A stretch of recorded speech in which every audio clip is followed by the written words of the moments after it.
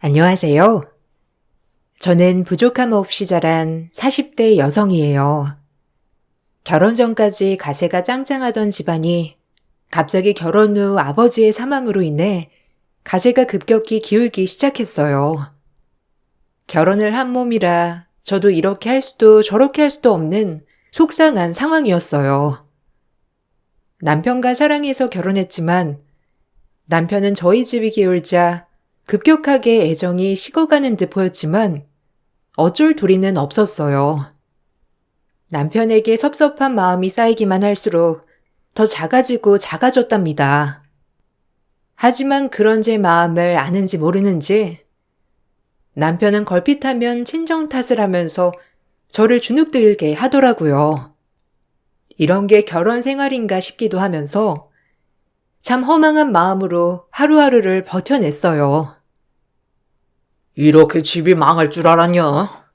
참 장인어른 돌아가시고 어떻게 일이 이렇게 될 수가 있어? 아니 아버님은 노후 대책도 안 해놓으시고 그렇게 갑작스럽게 가버리시면 어떡하라고. 너랑 장모님도 안 됐지만 나도 진짜 사기당한 기분이다. 뭐? 사기? 아빠가 뇌출혈로 돌아가실 줄 누가 알았다고. 그리고 꼭 그렇게 얘기를 해야 돼? 얼마나 마음이 아픈데. 나랑 엄마는 아직 상처가 아물지 않았다고. 그러니까 말 함부로 하지 마, 정말. 자긴 우리 집 돈 보고 결혼했어? 아니잖아. 결혼도 끼리끼리라고. 너랑 나랑 경제적으로도 잘 맞는다고 생각했으니까 결혼을 한 거지. 그게 아니었으면 너랑 내가 결혼했겠어? 난 거짓말하는 거 제일 이해 안 가. 하여튼 너 만나서 진짜 나도 큰일 났다. 장인어른이 이번 기회에 크게 투자해 주시기로 했는데 아유, 지금 여기 하나에 자기 다 걸고 매달린 사람이 얼마나 많은데 다 큰일 났어. 우리 아빠한테 그동안 갖다 쓴 돈도 부족해서 그거 안 해줬다고 지금 나한테 이러는 거니? 네가 인간이야? 지금 날 위로해도 모자랄 판에 돈 얘기를 해? 아, 진짜 허망하다. 네가 생각하는 결혼은 비즈니스였구나? 나야말로 정말 당신한테 실망이야. 아버지가 갑작스레 뇌출혈로 돌아가셨고 그로 인해 남편의 사업도 차질이 생겼어요. 본인이 추진하는 여러 프로젝트 중 하나를 아버지가 어느 정도 투자를 해주시기로 했던 거였거든요. 그로 인해 남편은 화가 많이 난 상태였지만 부모 잃은 저에게 저렇게 퍼부어대니 너무 속상하더라고요. 하나뿐인 동반자라고 생각했는데 아버지가 돌아가시고 철저히 남이 된 것 같았어요. 하지만 마냥 슬퍼할 순 없었는데 친정엄마를 제가 보필해야 했기 때문이에요. 정신 차리자 이렇게 생각하고 있을 무렵 시어머니는 남편보다 더 세게 저를 질책하시기 시작했고 그저 우리 며느리라고 떠받들던 모든 시가 식구들이 하나둘 저에게 등을 돌렸죠. 아니, 그렇게 잘 되던 사업이 대표 하나 죽었다고 갑자기 그렇게 된다는 게 말이 돼? 경영을 어떻게 한 거니 도대체? 지금 일단 회사도 정신이 없는 상태예요. 어머님도 그만해 주셨으면 해요. 같은 여자니까 더 잘 알 거 아니에요. 부모 잃은 슬픔이 어떤 것인지. 그러니까 어머님도 더 이상 그런 식으로 저한테 몰아가지 않으셨으면 좋겠어요. 부탁드릴게요, 제발. 참나, 방귀 낀 놈이 성낸다더니 너 아주 웃기는구나. 지금 우리 아들이 얼마나 난처해졌는데 내가 너한테 이런 것도 말 못해? 며느리 하나 잘못 들어와서 우리 집안도 사달이 나는구나 아주. 아이고 정말 단단히 속았지 우리가 아주. 저야말로 속았죠. 이렇게 몰상식하게 본인들 걱정만 할 게 아니라 지금은 고인이 된 분 애도를 빌어주고 며느리인 저를 위로해야 하는 게 맞는 거 아닌가요? 이랑 어머님 정말 너무하신 거 알아요? 그렇게 잘해줄 땐 언제고 참 너무하시네요. 시어머니마저 저를 볼 때마다 저렇게 퍼부어 대셨어요. 그리고 나서 제가 별 반응이 없자 혼자 궁시렁 대시기만 하였죠. 정 그러면 그럴수록 혼자 계신 엄마가 많이 걱정이 되었어요. 저야 이렇게 주변에 사람들이 많으니 어찌저찌 버틴다 하지만 홀로 계신 엄마가 얼마나 마음이 아플까 생각에 마음이 안 좋더라고요. 엎친 데 덮친 격 집안에 가압류까지 걸리게 되면서 엄마는 오갈 데 없는 처지가 되었는데 평생 남편 뒷바라지만 하고 내조에만 충실하였기 때문에 전혀 바깥 일에 대해선 모르셨거든요. 전 그런 엄마를 어찌해야 할지 깊은 걱정에 빠졌어요. 그러던 중 남편이 전세를 주려고 매매했던 집이 떠올랐죠. 그걸 알고 나니까 남편에게 빨리 얘기를 해서 엄마 문제를 해결해야겠다고 생각했지만 남편은 역시 나였습니다. 엄마, 그냥 지금 당장 갈 데 없으니까 내가 허서방한테 얘기 잘해볼게. 그러니까 거기에 전세라도 들어가서 살자, 응? 내가 어떻게 그래. 사이 눈치 보이고 너도 체면이 있을 텐데. 아유, 너희 시어머니가 하시면 그걸 가만히 보시겠니? 가뜩이나 장례식장에서 표정도 많이 안 좋으시던데. 엄마가 어떻게 또 너한테 누를 끼치겠어? 아유, 못 살겠다 정말. 그게 무슨 소용이야. 그리고 엄마가 내 엄마인데 지금은 어쩔 수 없는 상황이니까 내가 허서방한테 잘 얘기해 볼게. 그리고 본인들이 그렇게 가져간 돈이 많은데 설마 내치기야 하겠어? 미안해 엄마. 맘 같아선 그냥 살게 하고 싶은데 나도 어쩔 수가 없네. 허서방 돈에 예민한 사람이잖아. 이해해줘. 그리고 엄마 몸이나 회복할 신경 써. 이게 뭐야? 삐쩍 말라가지고. 오갈 데가 없어진 엄마에게 제가 해드릴 수 있는 방법은 전세를 얻어주는 거였어요. 이왕이면 남편 집 전세가 낫겠다 싶어 남편에게 얘기했지만 남편은 얼굴을 팍 구기며 얘기하더라고요. 이 부분에서 남편에게 정말 실망이 들었어요. 우린 부부가 아니구나라는 마음과 함께 그저 이 남자는 나와 결혼했을 때 돈으로밖에 나를 보지 않았다는 생각이 들더군요. 엄마, 가실 데가 없어. 가압류도 들어오고 지금 집 내놓고 내가 있는 돈이랑 해서 당신 집 전세 가격 정도 될 것 같은데 혹시 거기 비어있으니까 엄마가 거기 들어가서 살아도 될까? 전세금은 줄 거야, 내가. 그러니까 어떻게 안 될까? 아, 장모님이 사신다고? 아니, 어차피 세입자는 구해야 하긴 하는데, 불편하잖아. 그리고 그렇게 갈 데가 없으셔? 돈 좀 낮춰서 그냥 빌라 같은데 알아보시라고 해. 원룸이나. 꼭 아파트 사시려고 하시는 거야? 참나, 정신 못 차리셨네. 이 와중에 우리 아파트 전세 가격이 얼만 줄 알고 여기서 사시겠대. 배짱 좋으시네, 아직. 그 부자일 때 습성을 못 버리신 거 아니야? 뭐라고? 정신? 지금 자기 말 엄청 막 하는 거 아니야? 어떻게 말을 그런 식으로 해? 아빠 살아 계셨을 때랑 지금이랑 너무 다른 거 알아? 참 내가 진짜 자기랑 결혼한 게 맞는가 싶다.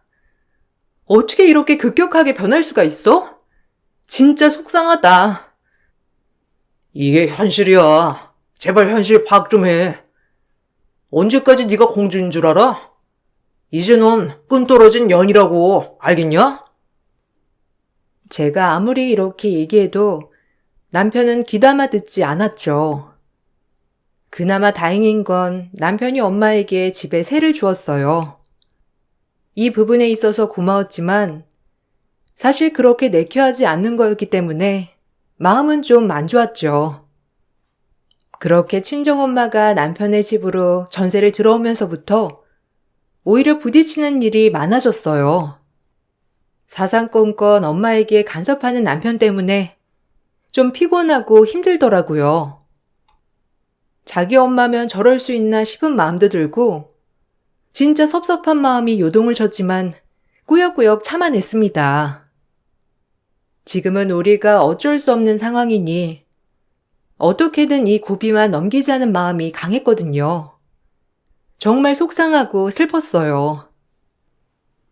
아이고, 허서방, 고마워. 아무리 값은 치른 거라지만 내가 들어와 산다는 게 자네 마음이 불편할 텐데 그래도 이렇게 신경 써줘서 너무 고맙네. 나도 참 어찌해야 할지 난감했는데 자네가 이렇게 신경 써줘서 잘 해결했어. 너무 고마워, 허서방. 아, 네. 집에 절대 못 박지 마시고요. 벽지나 이런 거에 고춧가루 튀게 하지 마세요. 아무리 장모님이라고 이런 거 하나하나 저 스트레스 받고 싶지 않거든요. 그리고 집에서 고기 같은 거 절대 구워 드시지 마시고요. 벽지에 냄새 뱄니다. 아셨죠? 자기 무슨 말을 그렇게 해? 아니 그럼 잠만 자고 TV만 보라는 거야? 사람이 음식 먹다 보면 이것저것 먹을 수 있는 거지. 아이고 얘야. 그래 그럴게.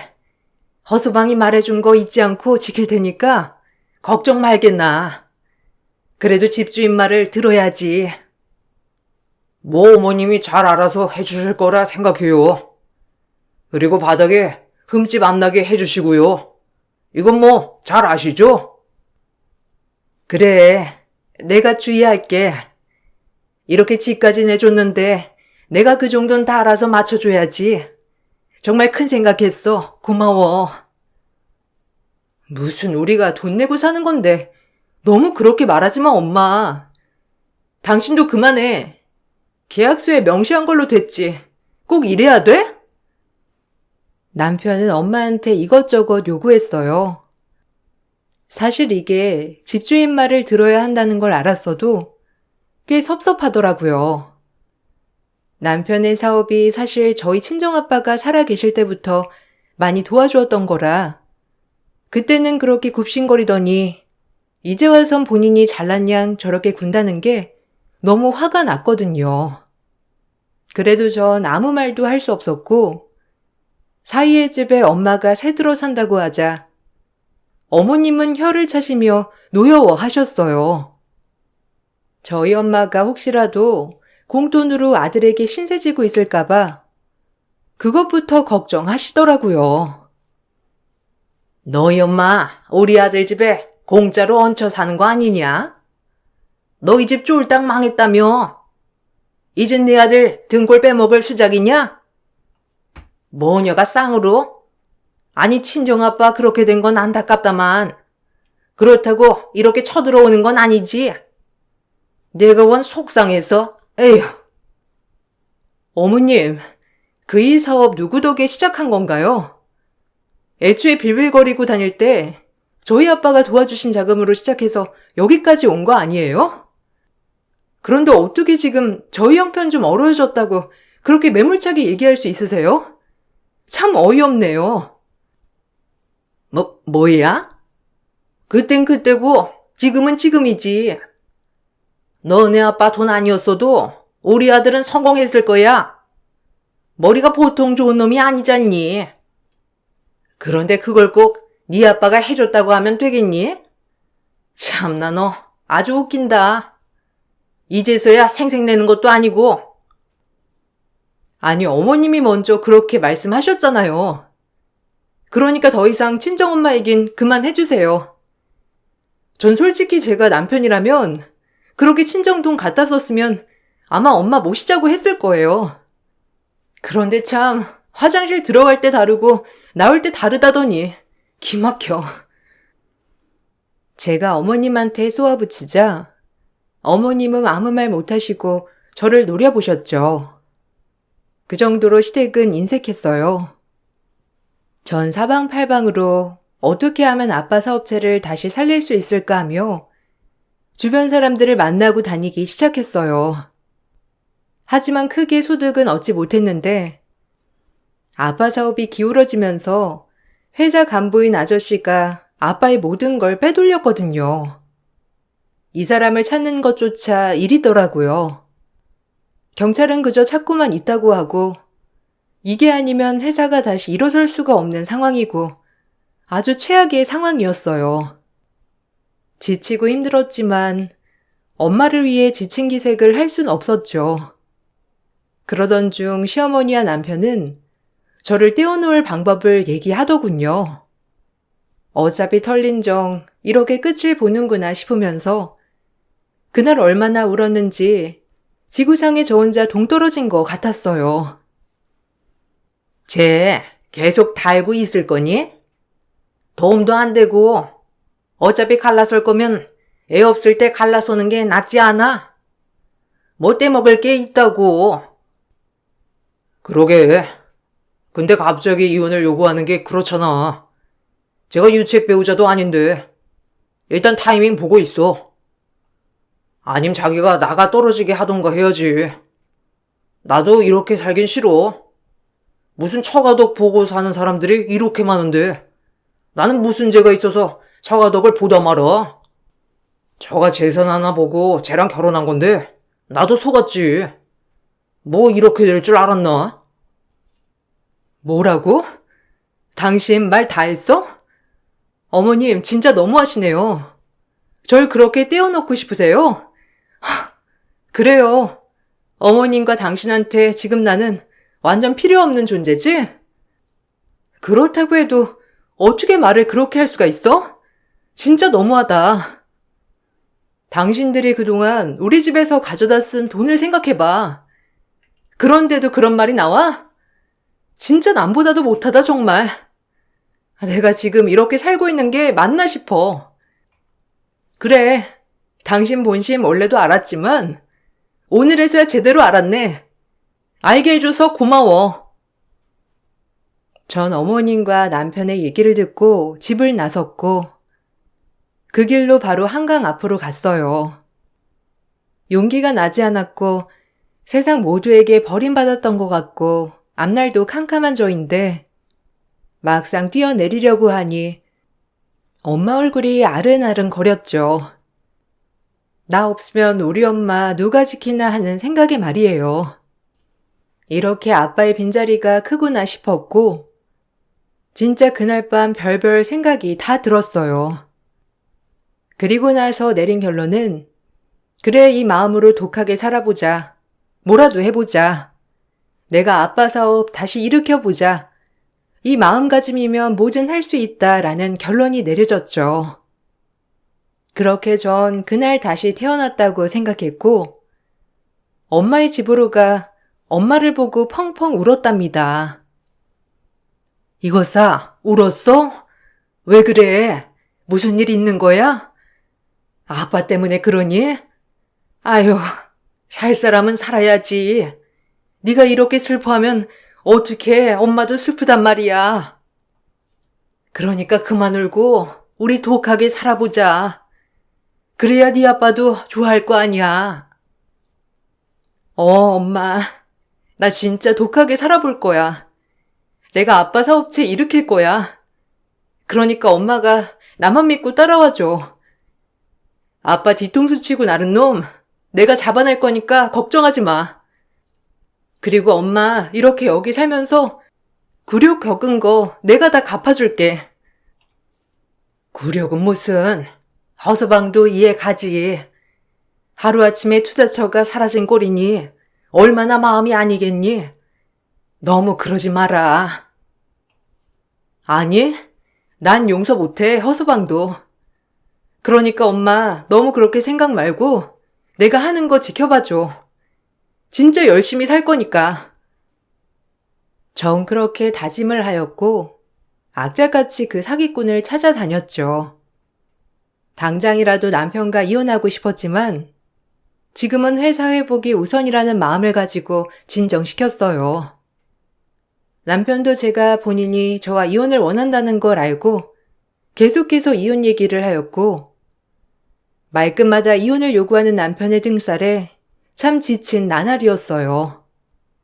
그러면 그럴수록 제 몸과 마음은 지쳐갔죠. 이혼하자고. 이미 다 들었잖아. 나랑 엄마 얘기. 그러니까 서로 더 바닥 보기 전에 이혼하자. 나도 이제 참기 힘들다. 이혼? 그럼 우리 아빠가 너한테 그동안 투자해놓은 돈 다 내놔. 그럼 이혼해 줄게. 달면 삼키고 쓰면 뱉는다는 신보가 뭔 신보야? 아, 뭐? 돈을 달라고? 기가 막혀. 그럼 그렇지. 이대로 물러날 수 없다 이거야? 그리고 내가 미쳤냐? 돈을 너한테 주게? 누구 좋으라고? 너네 아빠가 나 좋다고 투자한 돈을 왜 이제서야 달래? 돈 얘기라면 딴 데 가서 알아봐. 나도 그럼 순순히 이혼 못하지. 그동안 너한테 투자한 돈 회수하기 전까진 나 이혼 못해. 그러니까 그런 줄 알아. 아니, 증거 있어? 내가 너네 아빠한테 투자 받았다는 거 증거 있냐고? 너 진짜 웃긴다. 네가 뭘 몰라서 그러나 본데 증거 없음 땡이야. 나쁜 놈. 넌 이러려고 나랑 애초에 결혼한 거야. 그치? 인간 말종.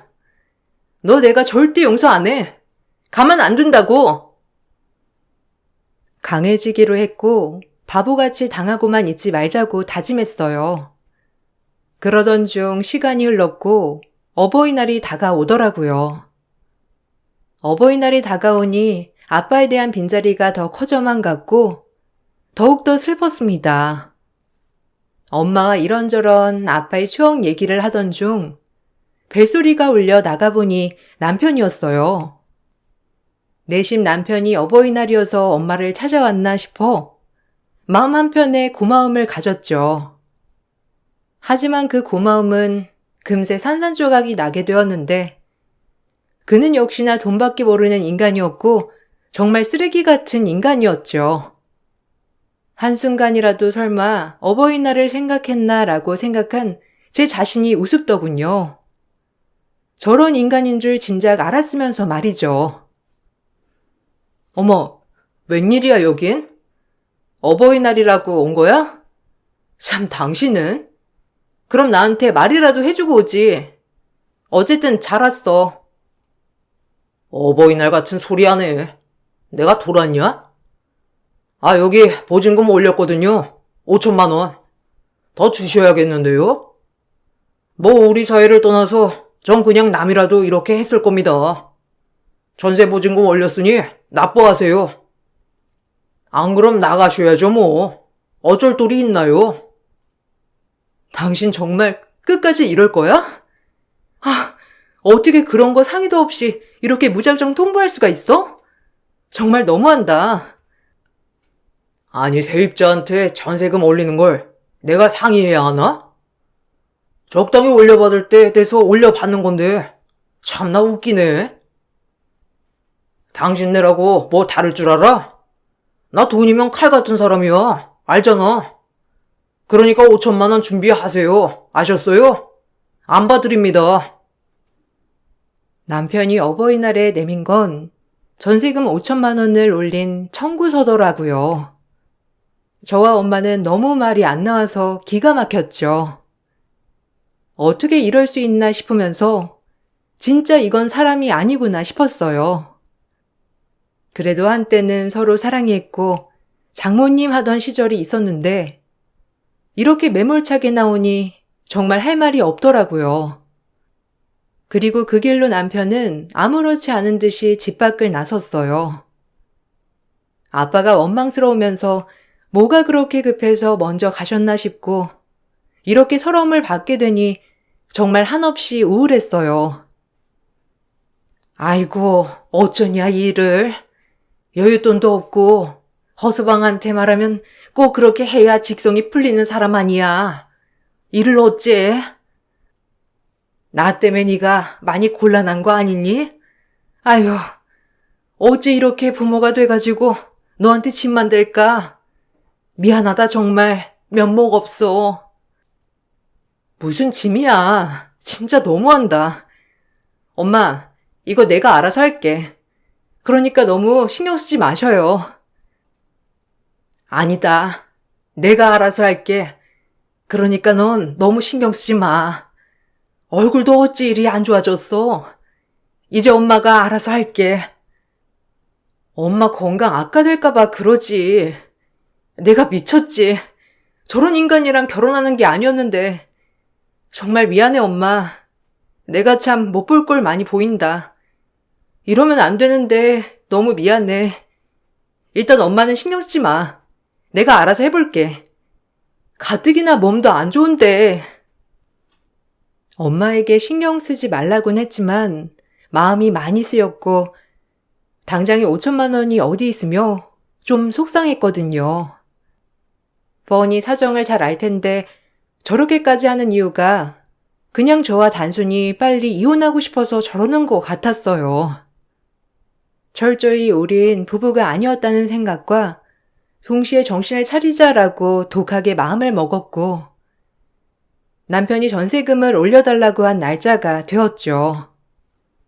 같은 집에 살아도 남편과 남남이 된 지 오래기 때문에 친정집에서 우편물이 왔다고 하는 소식을 듣고 거실로 나갔어요. 아이고, 뭐 거창하게 이렇게 우편을 보냈어. 그냥 너한테 가지고 가라면 되지. 너네 엄마도 참 아주 유난을 떨어댄다.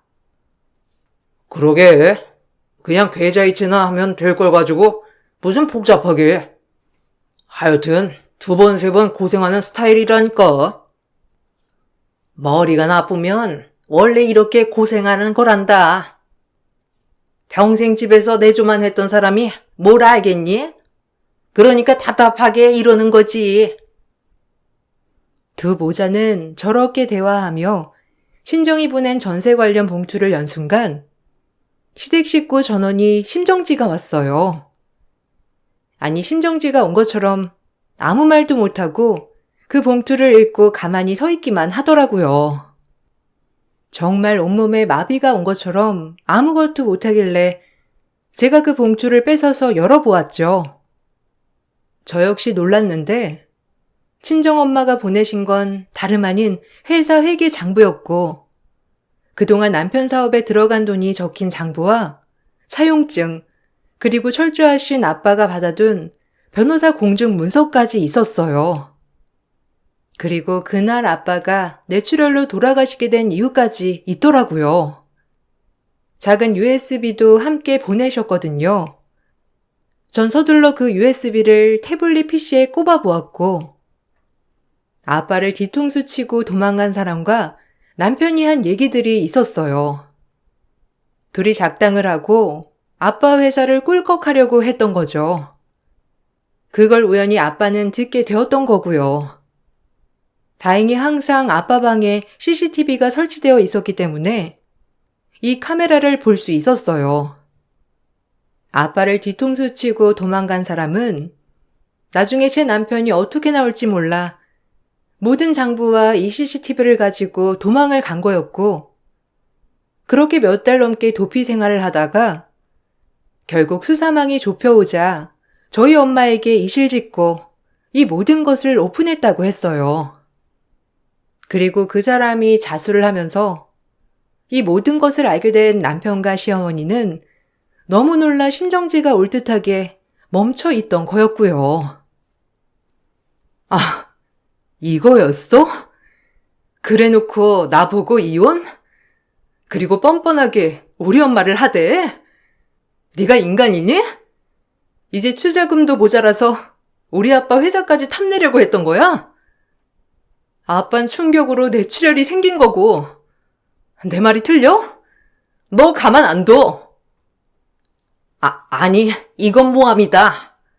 아직 정확히 수사도 되지 않았잖아. 어디서 우리 아들을 범죄자 취급이야? 네가 뭔데? 모함? 당신도 똑같아. 그래 어디 한번 싸워보자고 이 파렴치한 인간들아. 내가 가만 있을 줄 알아? 두고 봐. 잔인하게 밟아줄게. 잠깐만. 아니, 이거 뭔가 오해가 있는 것 같은데. 내가 그럴 리가 없잖아. 내 프로젝트에 투자권이 달려있는 건데 모함이라고. 프로젝트 망해도 회사 하나 꿀꺽하는 게 너한텐 더 나았겠지. 그러면서 네가 감히 악마의 탈을 쓰고 나를 농락해? 양심에 찔리지도 않았니? 나 너 절대 용서 안 해. 우리 아빠도 네가 죽인 거야. 당신들 이제 벼랑 끝을 내몰려봐 어디. 그리고 경찰 수사가 시작됐고 너무나도 명백한 정황 증거가 있었기 때문에 남편은 구속을 피할 수가 없었어요. 또한 변호사 공증까지 받아넣은 문서로 인해 남편은 저희 집에 막대하게 투자금을 갚아야 했죠. 이걸 우리가 절대 모를 줄 알고 그렇게 당당했던 거고요. 전 곧바로 이혼 소송과 함께 위자료 소송을 이어갔어요.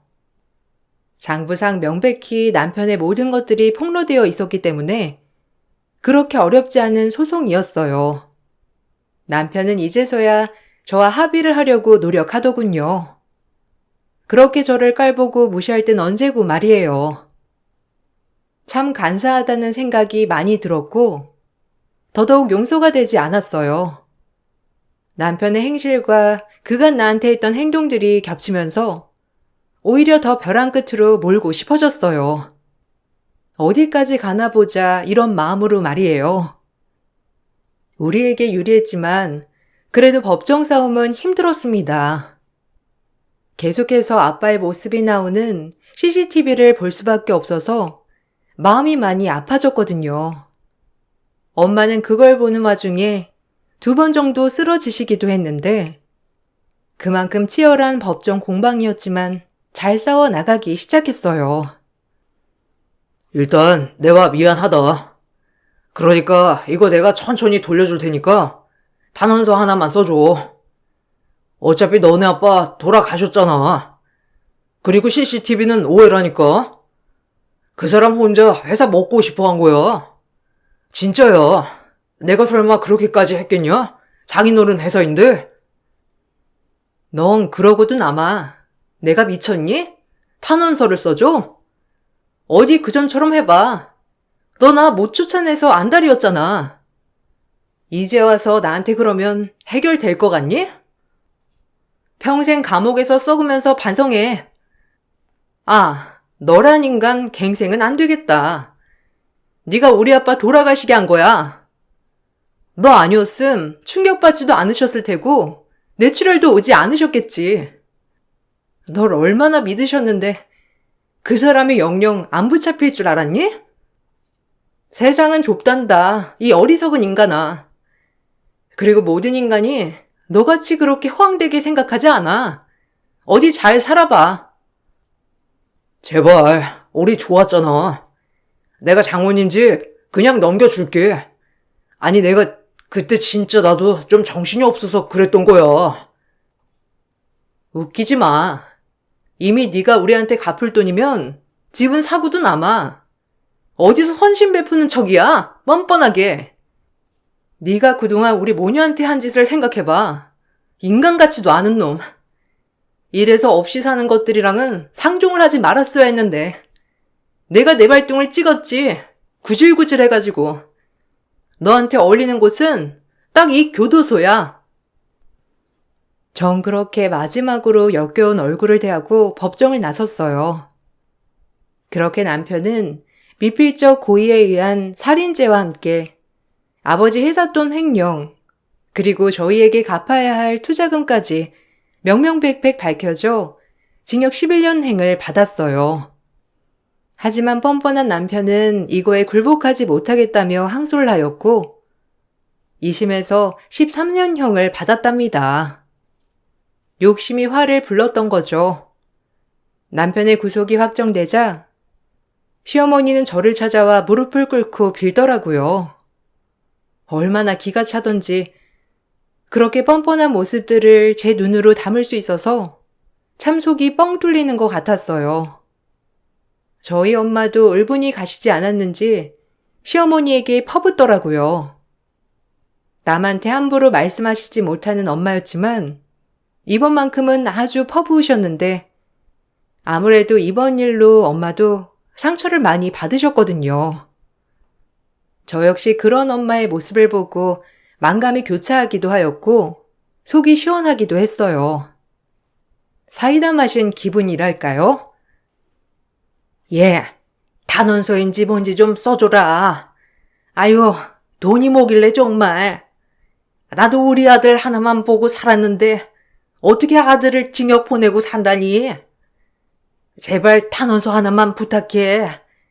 조금이라도 빨리 나와야지. 내가 이렇게 간곡하게 비마. 당신도 눈에 피눈물 한번 나봐야지. 그딴 아들을 낳고 미역국을 먹었어? 참나, 그 애미의 그 아들이었겠지. 두고 봐. 당신 눈에도 피눈물 흘릴 테니까. 어디서 내 딸을 아프게 해? 그리고 감히 우리 회사를 넘봐? 그럴 깜냥이나 되고? 이래서 결혼할 때 집안을 보고 결혼시켰어야 했는데 배운 것도 없는 놈 뭐가 좋다고 결혼을 시켰는지. 어디 감방에서 잘 살다 나와봐. 아마 감방에서 나올 때쯤이면 당신은 이제 한참 늙어도 어마어마하게 늙었겠구만. 다 늙어서 옥바라지 해. 알겠어? 들으셨죠? 탄원서는 무슨? 알아서 하세요. 그리고 체력 좀 키우시고요. 옥바라지 하려면 체력을 키우셔야죠. 그리고 당신 집도 다 경매에 넘어갔으니 하루빨리 원룸이나 조그만 집이나 빨리 알아보셔야 할 거예요. 안 그럼 길에 나 앉을 거니까. 제발 부탁이다. 늙은 내가 혼자 밖에서 어찌 살라고 그러는 거야.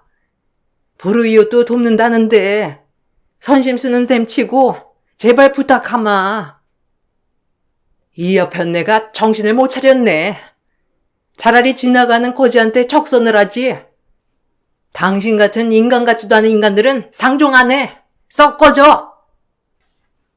저와 엄마는 이 말을 끝으로 아예 모든 인연을 끊었어요. 남편과 짜고 저희 아빠 뒤통수를 친 아저씨 또한 벌을 받게 되었고 어찌나 울면서 저희에게 사죄를 하던지. 하지만 용서되지는 않더라고요.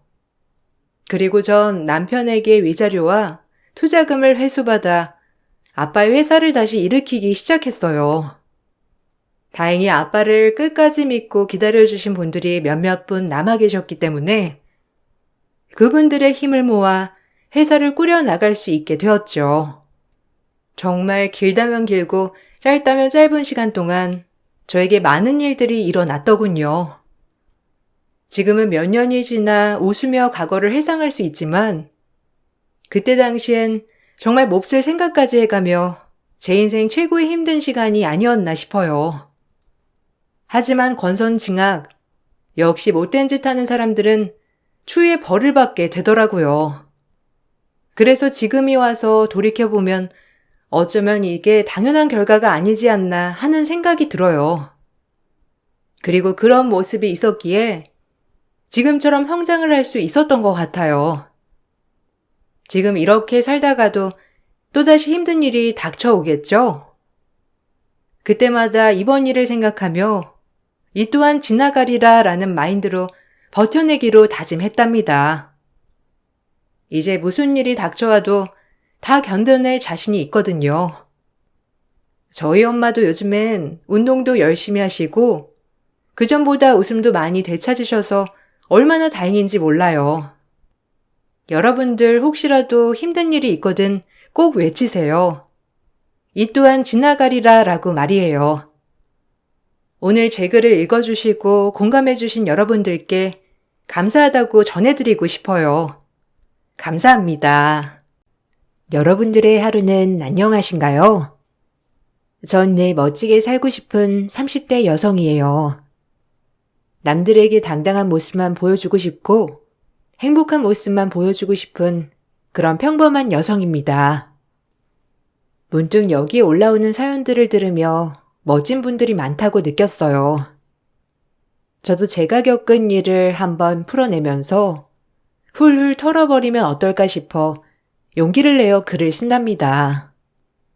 20대 초반에 남편을 만났어요. 너무 철없기도 했고 아무것도 모르기도 했던 저는 그저 저에게 잘해주는 남편이 너무 좋았답니다. 가정 환경도 불우했기 때문에 누군가에게 의지하고 싶었던 마음이 가장 컸던 것 같아요.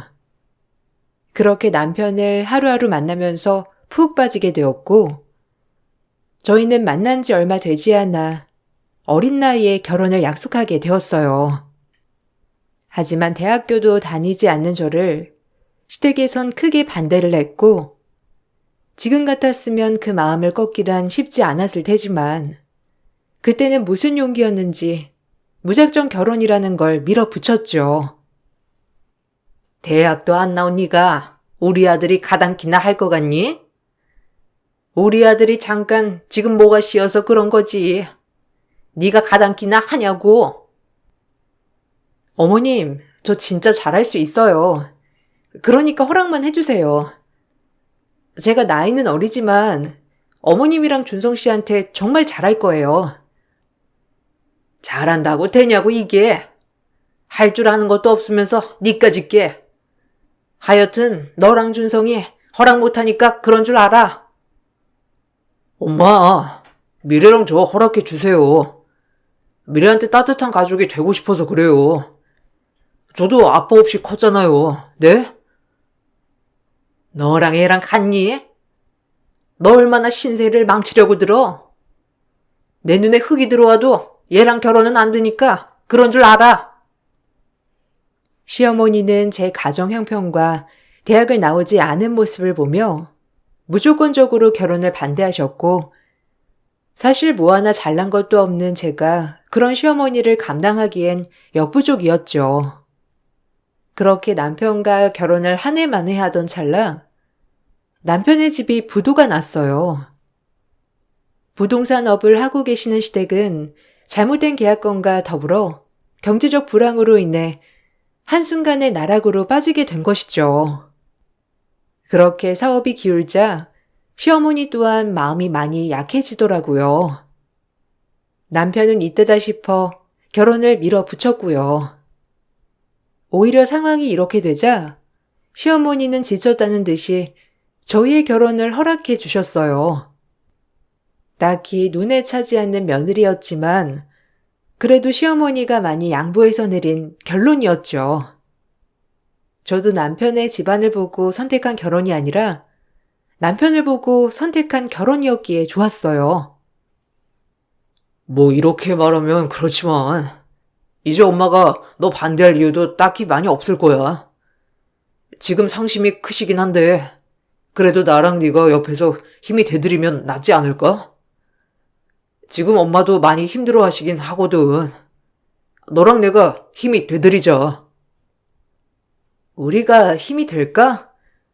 어머님 가뜩이나 마음에 안 좋은데 나 보시면 더 화나시는 거 아니야? 사실 불난집에 부채질하는 것 같은데. 내가 우리 엄마 잘 알잖아.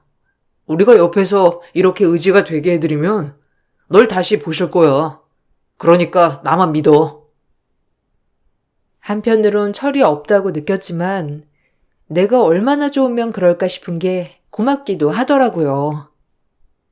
어려서 사랑을 받아보지 못한 탓에 이런 남편의 모습에 더욱더 결혼을 하고 싶었던 것 같아요.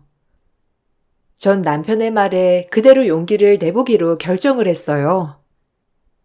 그러나 상황이 여의치 않아진 어머님께 제가 막상 얼굴을 디밀기란 쉽지가 않았어요. 저를 보면 혈압이 오를 것 같았죠. 하지만 제가 생각했던 거와는 다르게 어머님은 예전과 다른 모습으로 저를 맞아주셨습니다. 그렇다고 엄청 친절은 아니었고요. 준성이가 하도 좋다고 하니 허락은 한다만. 네 나이가 있는데 결혼하고 뭐 할 건지 생각은 해봤니? 아니 너의 친정은 너 공부시킬 형편이 아예 안 되었던 거야? 참, 아유, 말해봤자 뭐하니? 어차피 이미 허락한 결혼 두고두고 살면서 다 갚아라. 결혼하고 공부 좀 해볼까 해요. 짬나는 시간에 아르바이트도 할 거고 준성 씨한테 도움이 되기 위해서 말이에요. 공부? 또 괜한 학비 들어가고 그러는 거 아니야? 아서라. 그럴 생각이면 공장이든 뭐 마트 캐셔든 닥치는 대로 해. 알겠어? 가뜩이나 마음에 안 드는데 네가 우리 아들 고생시키는 꼴은 못 봐. 네가 알아서 벌어서 하란 말이야. 뭐든 내 말 명심해. 시어머니는 결혼 전 저에게 일을 무조건 해야 한다며 귀에 못이 박히도록 설명을 해주었어요. 아무래도 사는 형편 때문에 말이에요. 전 시어머니의 마음도 이해가 갔고 저 역시도 그럴 생각이었기에 시어머니 말을 따랐습니다. 남편과 제가 같이 일을 해서 얼른 시댁을 일으키자는 마음이 있었어요. 그만큼 참 순수했던 시절이라고 생각이 들어요.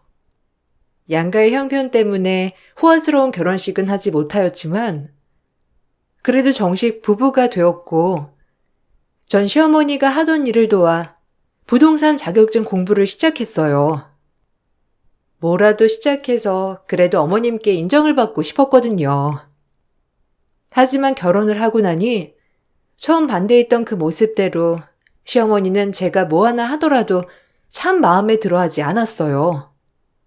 그저 깔보고 무시했고 전 시어머니에게 정말 아무것도 아니었어요. 네가 공부한다고 자격증을 딸 수 있을 것 같니? 이게 얼마나 어려운 시험인데. 그리고 나 같은 베테랑들도 이렇게 경기가 어려워서 침체기인데 네가 뭘 할 줄 안다고 자격증을 딴대? 참나. 준성이가 이거 따라고 하냐? 너랑 성격적으로도 안 맞아. 그래도 어머님 도와서 뭐라도 하려면 자격증부터 있어야 할 것 같아서요. 그래야 빨리 어머님 다시 부동산도 시작하죠. 내가 부동산 시작해도 너랑 할 것 같니? 참 꿈도 야무지다. 네가 이런 어려운 일을 할 수 있겠어? 너랑 준성이 결혼 허락한 건 그냥 준성이가 널 하도 좋아하고 나도 우리 아들 눈에서 눈물 뺄 바엔 그냥 시키지 않은 마음으로 시킨 거니 오해하지 마. 알아요. 그래도 부동산 공부하다 보니까 저랑 적성에 맞는 것도 같고 앞으로 제가 살아가면서 필요한 자격증이라 생각이 들어서요. 아주 이게 나를 보더니 보는 눈만 높아져서. 마트 캐셔나 공장 들어가서 하루라도 빨리 돈을 벌으라니까 허튼 짓 하고 있네. 시어머니는 늘 차가웠어요. 저도 처음엔 잘하려고 했던 모든 것들이 어머님에겐 통하지 않자 점차 포기하게 되었고요. 하지만 시어머니의 영향으로 꿈이 생겼죠. 부동산 자격증을 따자는 그 꿈을 포기할 수 없어 공부를 꾸준히 해나갔어요. 그리고 부동산 자격증을 따면 시어머니가 인정해 주실 거라고 생각했어요. 그래서 더욱더 자격증에 집착하게 되었고 그 덕분에 자격증 시험에 합격하였습니다. 제가 시험에 합격하자 남편은 저에게 이제 빨리 취직을 해야 하지 않겠냐고 재촉을 하더라고요. 저 역시 늘 아르바이트를 해왔던 터라 취직이 너무 하고 싶었고 나이도 어리고 상대적으로 자격증이 있으니 취업은 수월했어요. 그래도 시험에 붙어서 다행이다. 그래, 한 살이라도 어릴 때 빨리 취직해야지. 그래야 경력도 쌓을 거 아니야. 안 그래도 이곳저곳 이력서 넣고 있어. 그래도 연락은 자주 오는 것 같아. 어머님은 부동산 언제 다시 시작하신대? 그건 모르지. 아무래도 조만간 하실 것 같긴 한데 자금이 부족해서 뭐 당장 다시 차리시려나 모르겠네. 우리가 빨리 도와드리자. 엄마가 평생 나만 뒷바라지 했는데 내가 이 정도는 해드리고 싶어서 그래. 이해하지? 혹시라도 싫으면 얘기해. 아니야. 당연히 도와드려야지. 요즘 부동산 경기가 불경기라곤 하는데 그래도 잘 헤쳐나가 봐야지. 걱정하지 마. 잘할 거니까. 남편은 저에게 같이 돈을 벌어서 어머님을 도와주자고 했고 전 흔쾌히 허락했어요. 엄마 없이 자란 제가 아무리 쌀쌀맞은 시어머니이지만 엄마처럼 생각하고 싶었거든요. 그런 어머님이 어렵다고 하면 당장이라도 도와드려도 괜찮을 것 같았어요. 제가 자격증을 따고 일을 알아보기 시작할 즈음 남편도 갑자기 부동산 공부를 하겠다며 일을 그만둔다고 하더군요. 이제 네가 취업할 거고 나도 아무래도 미래까지 본다면 부동산 공부를 하는 게 나을 것 같아서 일 그만뒀어. 어때? 어? 갑자기? 아니, 그래도 어머님도 일을 안 하시는데 내 벌이로는 좀 빠듯하지 않을까? 당신을 못 믿는 건 아니지만. 걱정 마. 우리 집엔 이런 피가 흐르고 있어서 분명 한 번에 붙을 거야. 그러니까 우리 미래를 위해서 네가 좀만 고생해줘. 남편의 말에 당황했지만 그래도 남편이 저를 믿어준 만큼 저도 믿어줘야겠다고 생각했어요. 그래서 기꺼이 허락하게 되었습니다. 하루라도 빨리 경력을 쌓기 위해 한 회사에 들어가게 되었고 그곳에서 부동산 관련 많은 일들을 배웠어요. 알면 알수록 너무 재밌더라고요.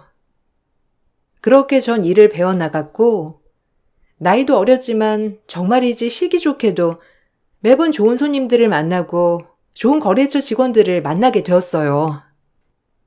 그런 부분에서 당연히 계약은 일사천리로 진행이 되었고 회사에서도 저를 참 일 잘하는 직원으로 인정해 주더라고요.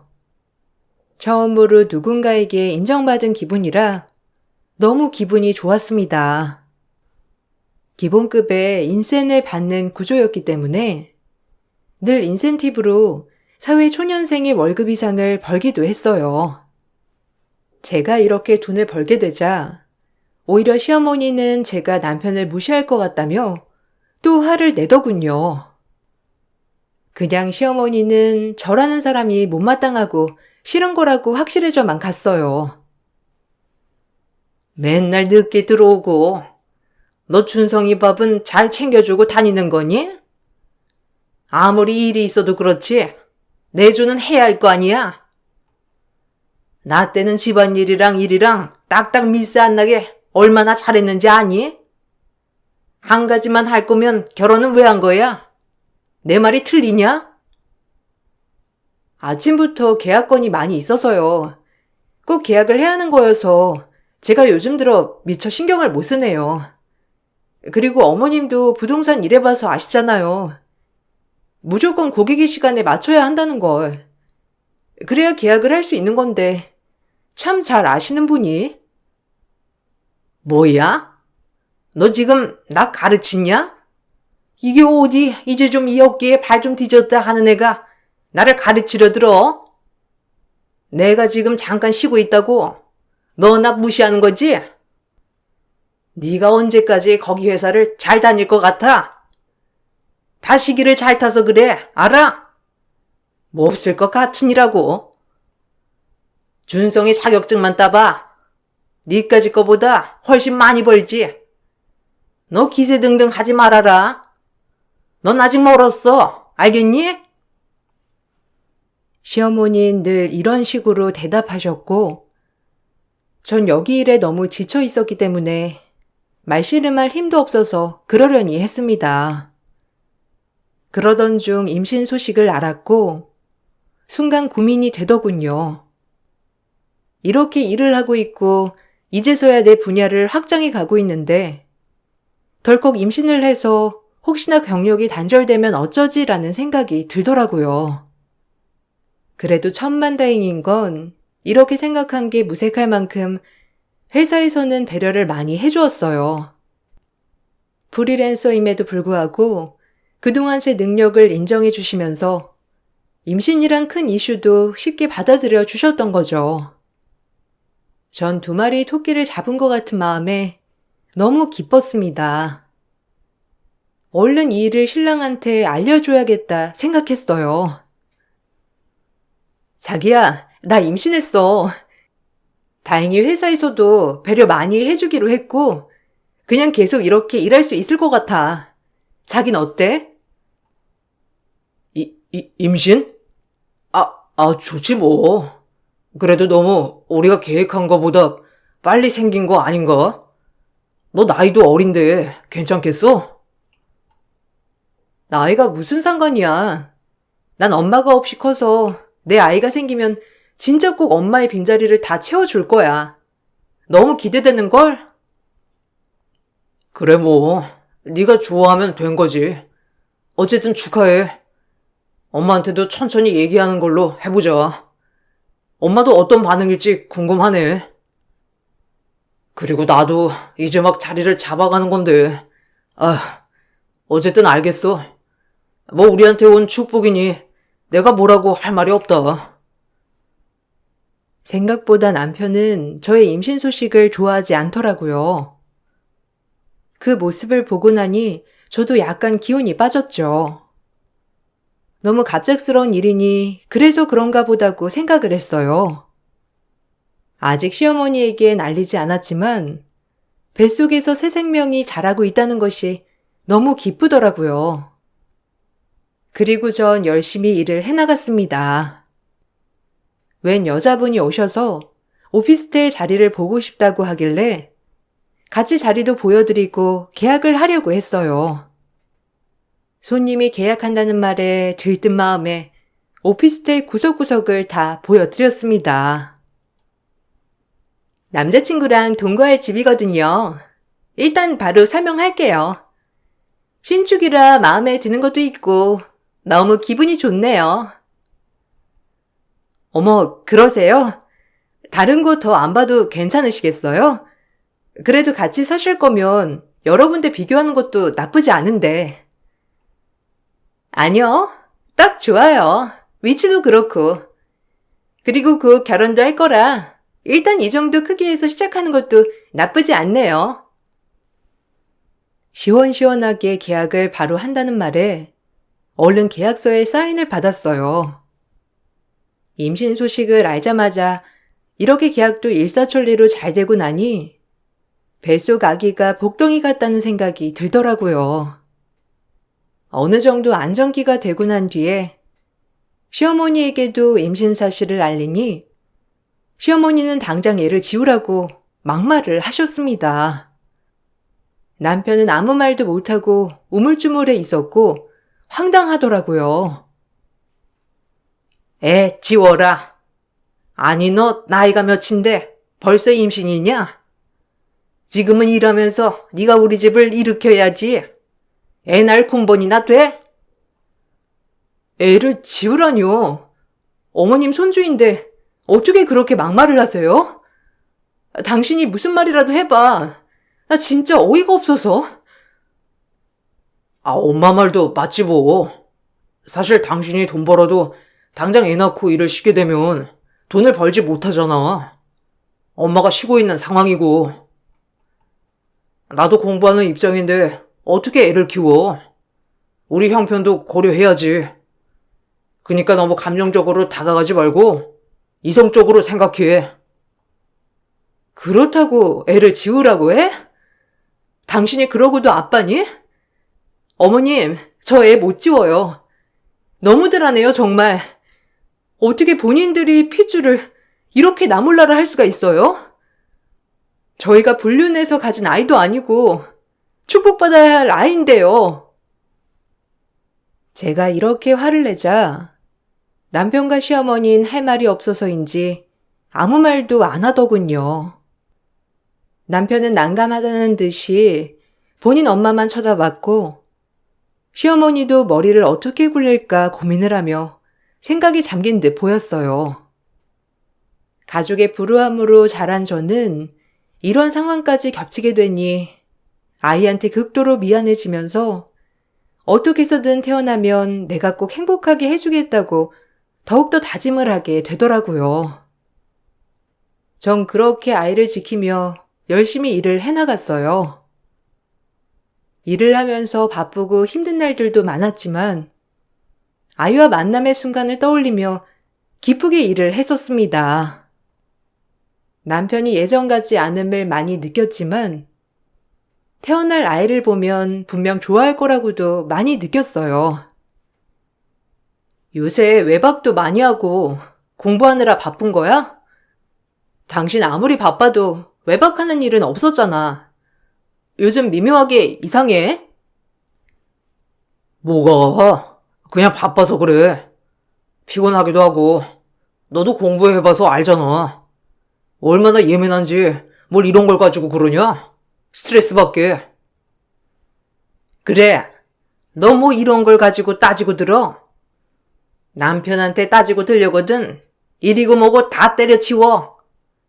여자가 조신한 맛이 있어야지. 아니요. 전 따지는 게 아니라 그냥 이희가 요새 바쁘고 그러니까 물어본 거죠. 아, 두 분이 그렇게 득달같이 달려드는데 제가 무슨 말을 하겠어요. 됐어, 여보. 알겠으니까 저녁이나 먹을 준비해. 어머님도 그만하세요. 저도 더 이상 말 안 할게요. 아주 저것이 우리 먹여 살린다고 유세지, 유세야. 나 때문에 부동산 공부하게 되었으면 고맙게 생각해야지. 남편에게 공부에 대해 물어볼라치면 어머님은 저의 대화를 차단하셨어요. 저도 뱃속 아이 때문이라도 싸우고 싶지 않아 애써 화를 삼켰고요. 그렇게 의미심장한 나날들이 이어졌고 임신 내내 단 한 번도 남편의 케어를 받지 못한 채 임신 기간이 흐르고 있었습니다. 남편이 원망스럽기도 했으나 그때 당시엔 저조차도 일이 바쁘고 힘들어서 따질 여건이 되지 않았어요. 그저 아이가 나오면 내가 아는 남편은 무조건 달라질 거다 이런 생각만을 하고 있을 때였죠. 스트레스를 많이 받았던 탓인지 저희 아이는 예정일보다도 훨씬 빠르게 나왔습니다. 하지만 남편은 바쁘다는 핑계로 병원에 와보지조차 않아서 서럽더라고요. 아니, 형부 어떻게 와보지도 않아? 너무 갑작스럽게 애가 나왔다지만 진짜 너무한다. 언니 괜찮은 거야? 가뜩이나 언니가 가족이 누가 있다고. 이런 날엔 더더욱 있어줘야지. 그 시어머니는 왜 또 안 와? 지 손주 안 보고 싶은가 보지? 아우 답답해. 뭐 그런 집안이 다 있어? 갑자기 애가 나왔으니까 뭐 바쁘겠지. 조리원 끝나면 실컷 볼 텐데. 너라도 있으니 다행이다. 이모가 최고네. 지혜 태어나는 거 말고 바쁜 게 뭐가 있어? 언니도 하여튼 진짜 답답하다. 어쨌든 너무 고생했어. 그리고 아기 너무 예쁘더라. 다행히 동생이 옆에 있어줬고 전 퇴원 후 아이와 함께 조리원에 들어가게 되었죠. 신랑은 바쁘다는 전화만 할 뿐 딱히 아이에 대해 궁금해하지도 않았어요. 시어머니 또한 마찬가지였습니다. 어차피 조리원에서는 저 아이 케어가 제일 중요하니 전 아이와 제 몸 회복에 힘을 쓰게 되었고 회사에서는 아이를 낳았다며 저와 친하게 지낸 사수 언니가 조리원 방문을 해주었더라고요. 오랜만에 회사 사람도 만나고 기분이 너무 좋았어요. 그렇게 수다를 떨었고 사수 언니는 이런 얘기하는 게 미안하다며 저에게 충격적인 얘기를 하나 해주더라고요. 저 역시 그 얘기를 듣고 혼절할 뻔했지만 이제서야 모든 게 딱딱 맞아 떨어지는 기분이더군요. 전 애써 그 사수 언니에게 연신 고맙다고 말을 하며 언니를 돌려보냈어요. 그리고 산후조리원에서 예정날보다 하루 더 앞당겨서 아이와 함께 퇴원을 했습니다. 아이와 함께 시댁에 도착하니 비밀번호가 바뀌어 있더라고요. 저예요. 문 열어주세요. 드릴 말씀 있어서 온 거니까 당장 이 문 열어요. 안 그러면 저도 무슨 짓 할지 모르니까 열라고요. 제가 밖에서 이렇게 소리를 치자 시어머니는 문을 열어주었고 집에 도착해서 안방에 가보니 남편은 이미 짐을 빼고 없더라고요.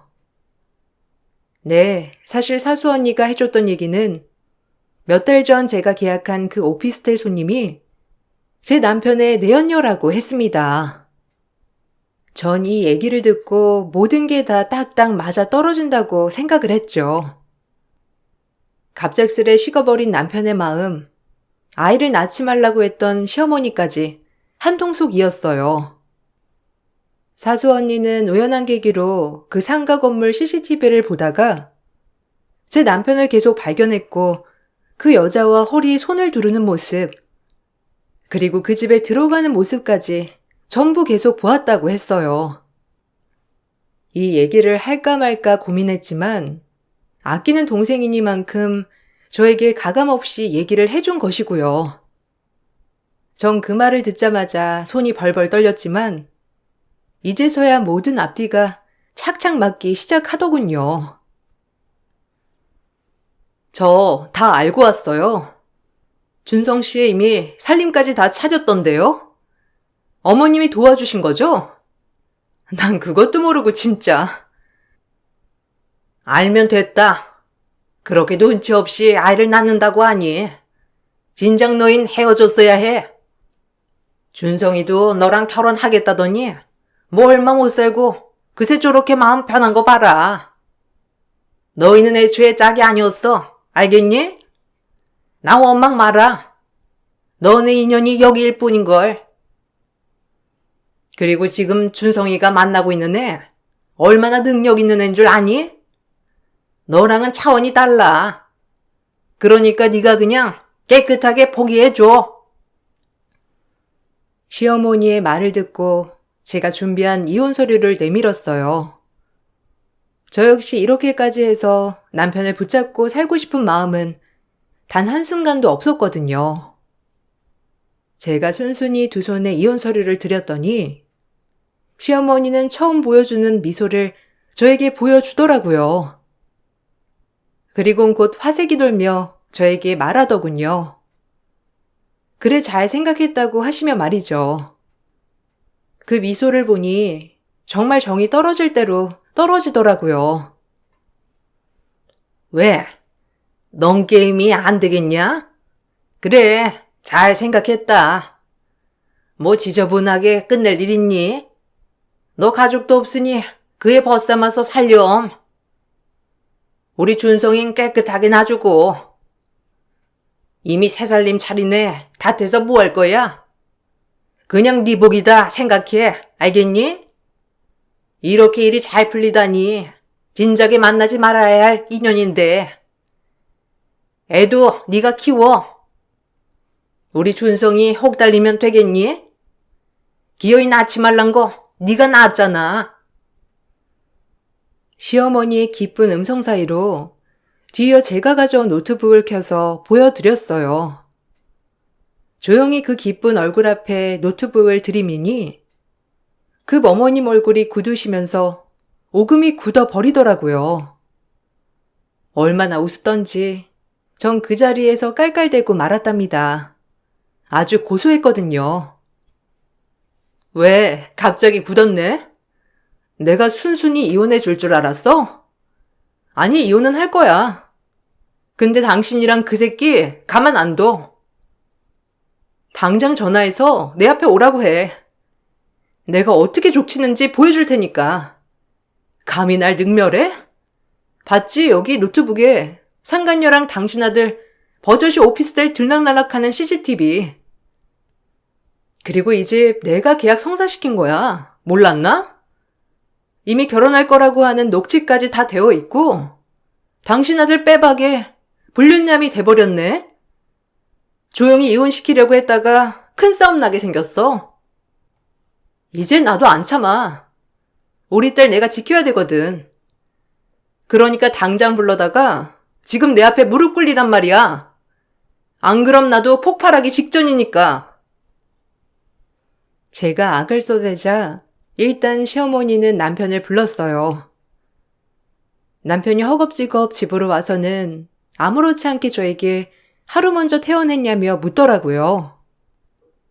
전 그런 남편이 가증스러워 뺨따기를 날리고 그 집에 있던 물을 남편과 시어머니에게 뿌려댔습니다. 제가 물을 뿌리고 난리를 치자 시어머니는 난리가 났더라고요. 세상 물벼락을 맞아대니 얼마나 놀랬겠어요. 참 그 꼴도 우습더라고요. 어머, 이게 무슨 짓이야? 본데 없이 크니까 하는 짓도 아주 천박스러워서. 너 지금 나한테 물 뿌린 거야? 이년이? 여보, 진정해. 아니, 일단 내가 다 설명할게. 그게 어떻게 된 거냐면 좀 진정하고 자기 몸조리도 해야 하는데. 몸조리? 네가 내 몸조리 생각했으면 이랬겠니? 나 이판사판이야. 무서울 것도 없어. 두고 봐. 네 거 다 뺏을 테니까. 그리고 니네 연놈들 동네에서 얼굴 못 들게 하고 다닐 줄 알아. 알겠어? 어디서 뻔뻔하게 날 능멸하고 무사할 줄 알아? 하여간 애미나 아들이나 인성은 똑같아요 아주. 어디 한번 이제 너네 망신당할 준비나 해. 내가 이런 것까지 준비할 줄 몰랐지? 전 선전포고를 하고 딸아이를 데리고 동생네 집으로 향했어요. 동생도 제 이야기를 듣고는 분노를 감추지 못했죠. 일단 제가 할 것은 법적으로 응징하고 최대한 얼굴 못 들게 망신 주는 것밖에 없었으니 철저하게 준비를 해야 했습니다. 다행히 사수 언니가 가져다 준 CCTV 파일이며 그때 그 고객과 계약할 당시 녹취본이 다 저에게 있었기 때문에 증거는 차고 넘치더라고요. 이대로 변호사님에게 갖다 드렸고 변호사님은 이혼소송과 함께 위자료 그리고 친권 양육권 또한 상간녀에게 상간녀 소송까지 싹 다 걸어 주었어요. 그리고 전 또 하나 추가했어요. 시어머니에 대한 정신적 피해 보상의 위자료였죠. 그렇게 싸움이 시작되었습니다. 아무것도 가진 것도 없이 시집온 애가 감히 우리를 상대로 소송을 걸어? 너 진짜 많이 컸다. 아주 고등학교 졸업하고 오갈 데 없던 걸 받아줬더니 이게 은혜를 원수로 갚네. 너 내가 가만 안 둬. 우리 아들이 바람난 건 너 탓인 거야. 알겠니? 애 낳으니까 나도 내가 이렇게 용감해질지 몰랐네. 이 정신 나간 아줌마야. 말이 되는 소리를 해. 바람이 내 탓이라고? 당신 아들 교육 그렇게 시킨 본인 탓을 해야지. 어디다 대고 내 탓이래? 그동안 내가 이래서 생활비 된 건 생각 못하고 복에 겨운 소리하고 자빠졌네. 선처 없고 용서 안 해. 어디 한번 위자료 탈탈 털려서 정신 단단히 차리게 해줄게. 어리고 아무도 없다고 무시했지? 이제 무서울 거 없는 엄마라 이거야. 알겠어? 어디 한번 그렇게 주둥이 터는 거 법정에서도 해보시지요. 어떻게 되나?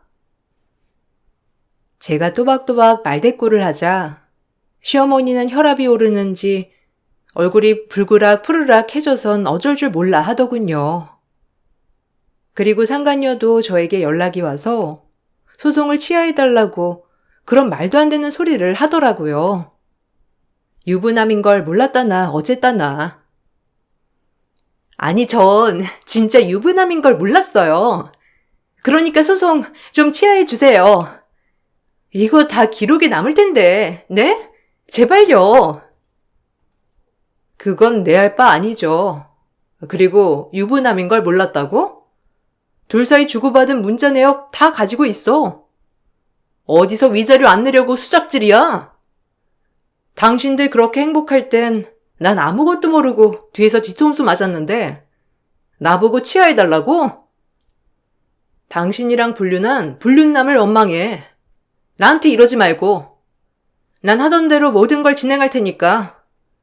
아주 다 끝장날 줄 알아. 너 이 셈 모두. 능력이 없는 놈인 줄 알았는데 이렇게 뻔뻔한 놈이었네. 내가 진짜 못 살아. 괜히 유부남을 건드려선. 남자 하나 때문에 인생이 이게 뭐야.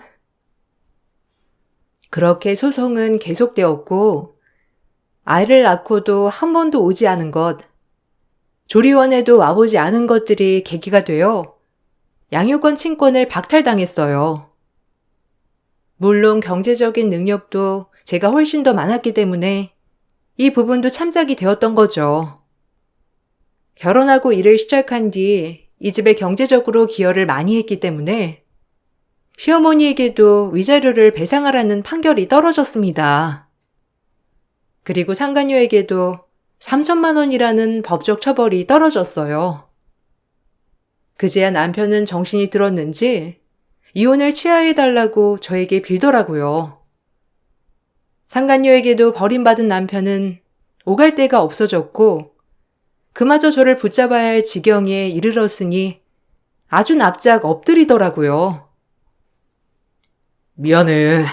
내가 진짜 뭐가 잘못돼도 한참 잘못됐나 봐. 우리 다시 돌아가면 안 될까? 그 여자랑 깨끗하게 정리했어. 생각해보니까 내가 너무 너한테 모질었어. 한 번의 실수라고 생각해줘. 우리 애도 있는데 우리처럼 애도 한부모 가정 만들 거야? 그러니까 한 번만 네가 참아주라. 제발 부탁할게. 너한테 못할 일이지만 진짜 딱 눈 좀 감아주라. 내가 그동안 참고 산 건 네가 결혼 전이나 결혼 초에나 나한테 잘해준 거 그거 하나 보고 참았어. 근데 난 바람은 못 참아. 그리고 너네 엄마 그 뻔뻔한 태도 이제 질린다. 엄마 없이 자라서 정말 친엄마처럼 생각했는데 너희 엄마한테 난 어쩌면 떼놀까 하는 그런 천덕꾸러기 그 이상도 이하도 아니었겠지. 이제 끝이야. 난 새 출발할 거야. 알겠니? 지겨워. 네가 날 얼마나 사랑했는지 나도 알아. 그러니까 그렇게 모진 말 하지 마. 내가 네 마음을 모를까 봐 그래? 아주 상상의 나래를 펼치고 있네. 언제적 얘기를 해? 네 얼굴 보는 것만으로도 역겨워. 알겠니? 이제 나락 한번 타봐.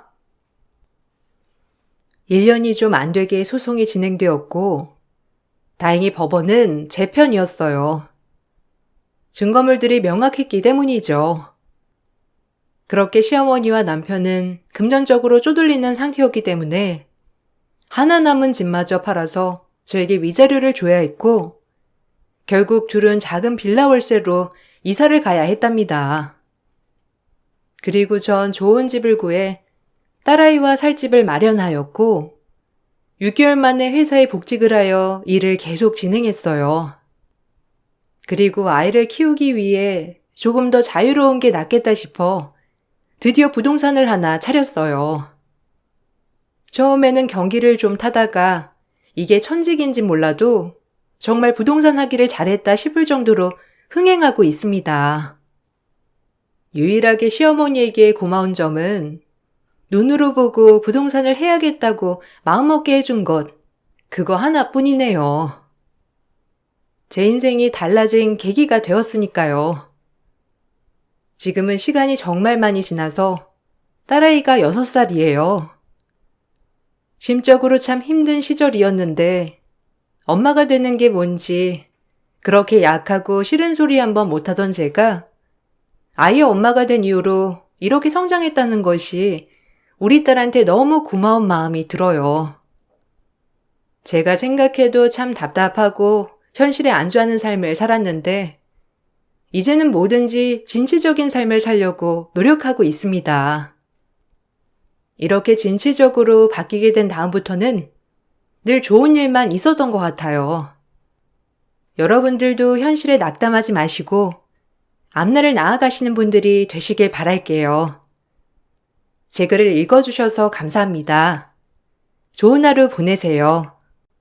안녕하세요. 저는 30대 직장인입니다. 다른 분들의 사연을 들어보면서 나도 기가 막힌 사연 하나 있는데 한번 들려드리고 싶다는 생각을 하고 있었어요. 그러다가 마침 휴가를 갖게 되면서 이렇게 사연을 써보게 되었네요. 저에게는 친오빠 한 명이 있습니다.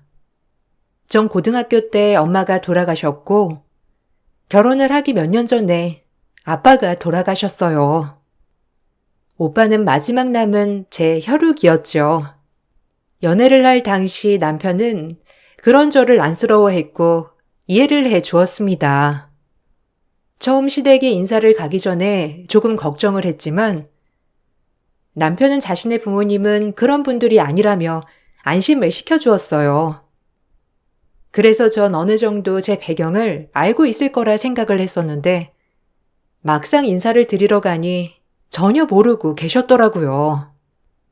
처음 인사를 갔던 날 시모는 절 취조하듯이 하나부터 열까지 다 물어보셨어요.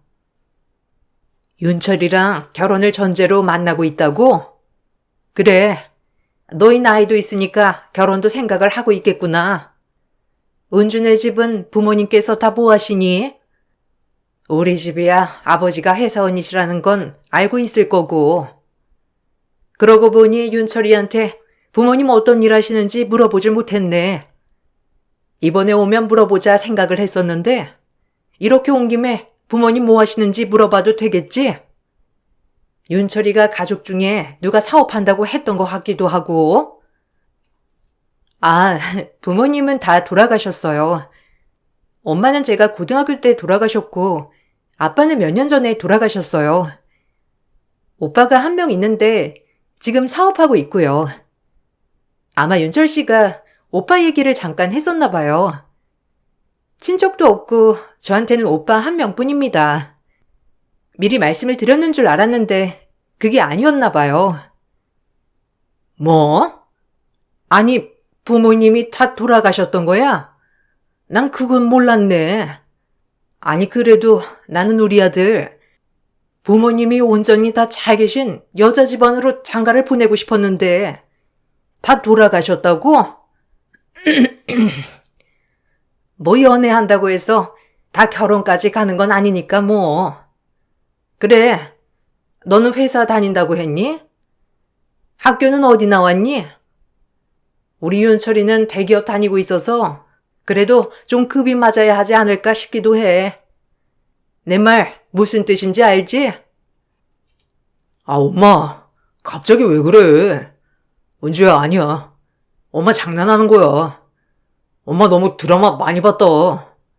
은주야, 우리 엄마 엄청 쿨해. 그런 거에 신경 쓰는 분 전혀 아니셔. 엄마가 너한테 장난치려고 그러는가 보다. 엄마, 그래도 은주네 오빠 진짜 능력 있어. 엄마도 알지? 저기 시내 모퉁이에 있는 4층짜리 건물. 거기 건물주가 은주네 오빠야. 사업도 크게 하시고 거의 1년에 수십억은 버실걸? 형님이 제일 아끼는 동생이니까 아마 결혼하게 되면 지원도 엄청 빵빵하게 받을 수 있을 거야. 아, 그러니? 아유, 진작에 얘기하지 그랬어. 하긴 오빠가 그렇게 든든하게 있으면 부모님만큼이나 좋지 뭐. 아니야, 안 그래도 은주 들어오는데 딱 귀티가 나더라니까. 가방도 봐라. 그냥 딱 봐도 고급스러운 거. 그래, 오빠는 사업을 크게 하시는가 봐. 몇 살이셔? 결혼은 하셨고? 미혼이시면 그럼 은주가 딱 한 명 있는 핏줄이겠네. 아유, 너무 딱 좋다. 남매가 오손도손 친하게 지내는 거 난 너무 좋게 보이더라. 정환하게 맞이해 주셨던 시모는 제가 친정부모님이 모두 돌아가셨다고 하자마자 얼굴색이 싹 변했습니다. 거기에 오빠까지 있다고 하니 저에게 급을 운운하면서 상처를 주셨죠.